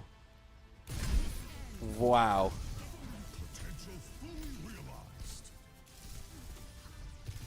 I mean, that's just pure cinema magic, baby. That's wow. I don't know what to say to that. That was an insane way to end this. We couldn't have had anywhere from these 2 tanks that were just battling head to head across multiple heroes. I mean, I had kind of alluded to N3J was kind of winning the tank Winston fight, but man, N3J just winning onto the recognition that, look, I don't need to win, I just need to push them off the point. is just wild. That's winning Overwatch, not even through mechanics, but just through incredible gameplay and knowledge. So kudos to EMC Professional, who, by the way, didn't think they were even going to get a map off this team. Like, by the way, they were talking about how they just weren't even going to, you know, get a single map, and here they are winning in 7. So kudos to them. I mean, was there any other way for it to end, really? God, on a map 7, an even game, 1 tick remaining, and all you have is the health bars of 2 Winstons left. What a road to go through. What an insane pathway to get to this grand finals, Speedy. I can't, yeah. I mean, that's the fun of this, right? Once you get to like map 5, 6, 7, a lot of your initial bans, be them map bans or hero bans, you kind of have to start just getting creative. You kind of start seeing what each team is really made of, what they're really best at. And man, EMC, what they started and showed us some interesting looks, but they have shown that they are the most flexible and just the best team in EU. They really are. That is EU Diamond all wrapped up here in Season 15. EMC Professional are your champions, and they will hold that crown very close, I'm sure, knowing that they overcame an absolute titan for this victory today. But Kiira were always going to push them to their absolute limit, no matter where that was going to be.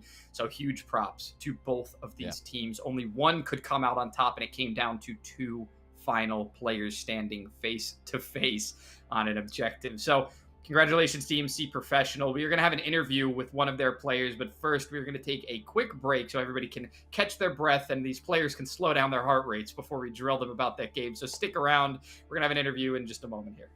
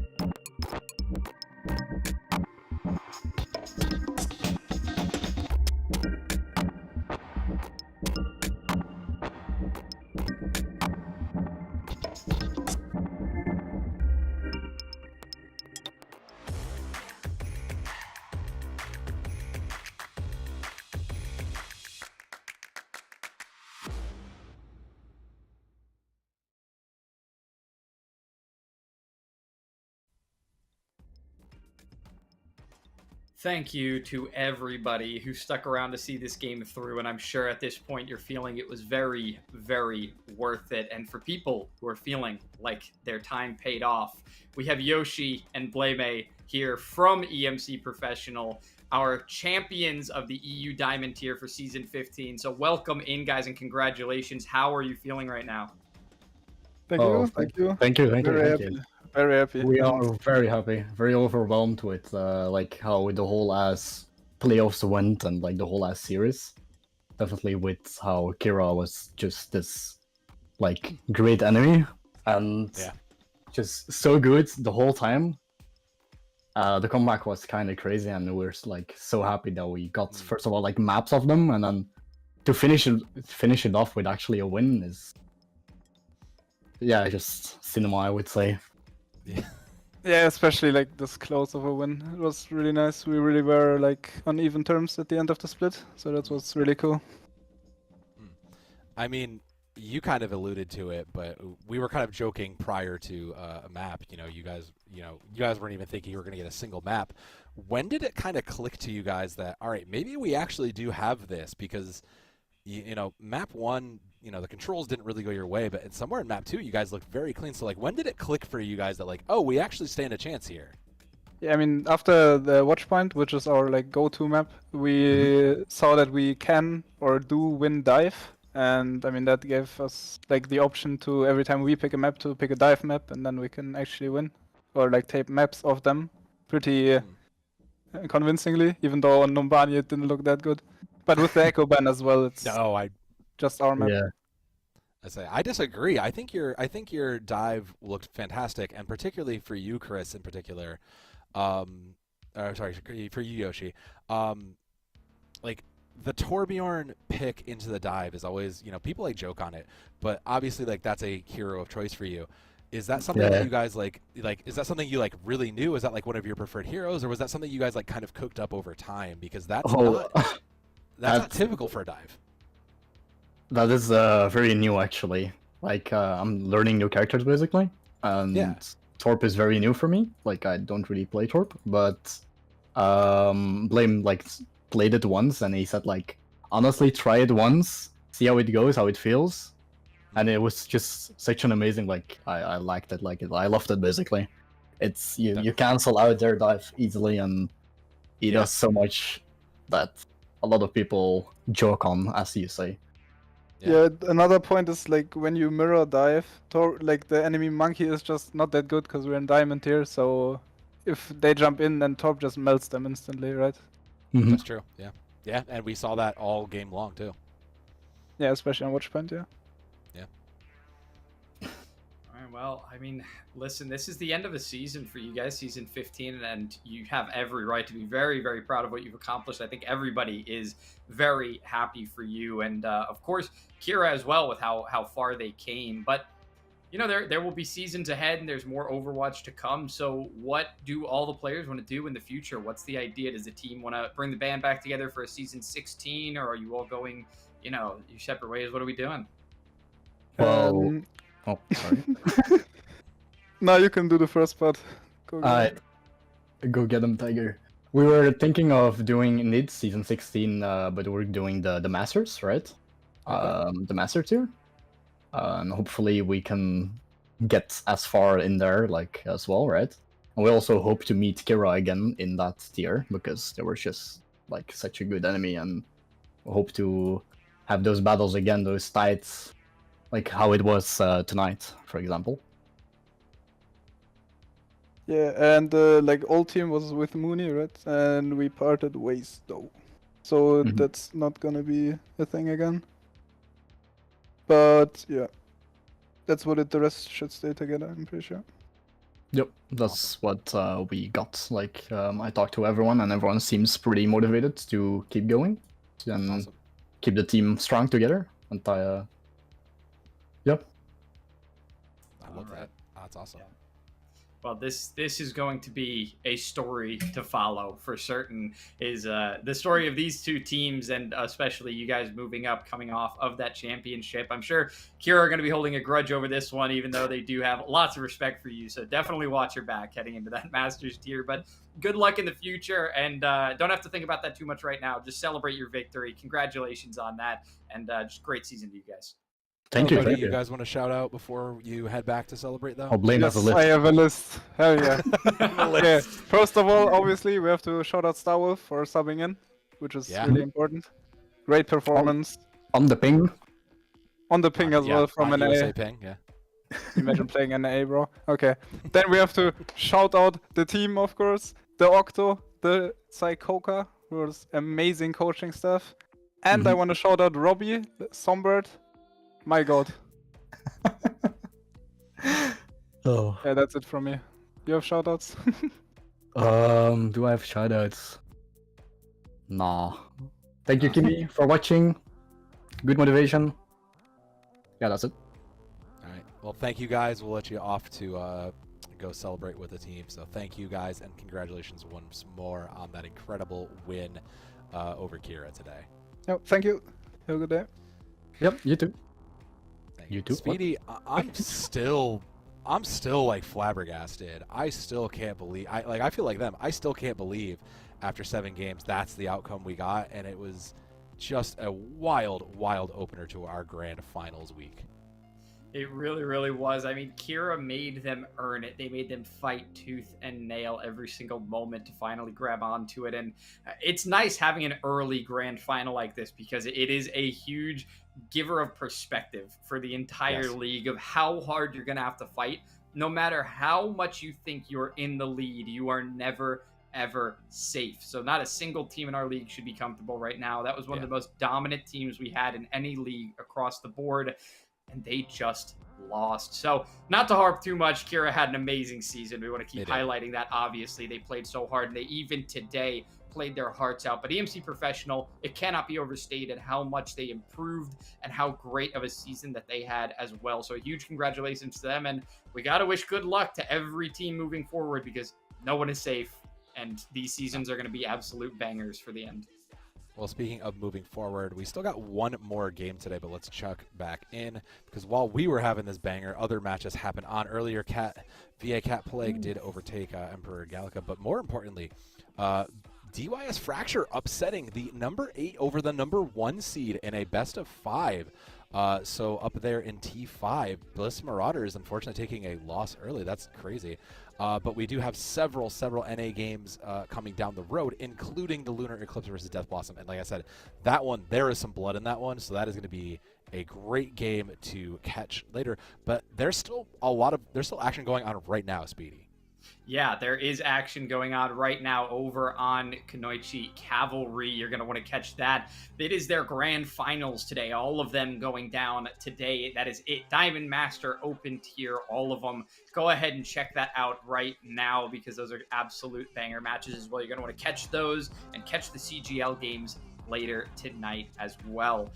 So absolutely do not miss anything. And then, of course, on May 16th, just a couple weeks left until the Copa America, some international action. I can't overstate how excited I am for this in the future. So not only do we have great games all across the board tonight, but we have even more fun stuff coming up down the road. Peru, Brazil, Chile, Argentina, all of them going to be battling to prove that they are the best in South America. So got to tune in and check that out whenever you can. But for us right now, that is finally going to be all. And truthfully, after all that, I thought I'd be tired. Man, a map 8 really wouldn't be so bad right now. I almost want to see what we could prove with another one.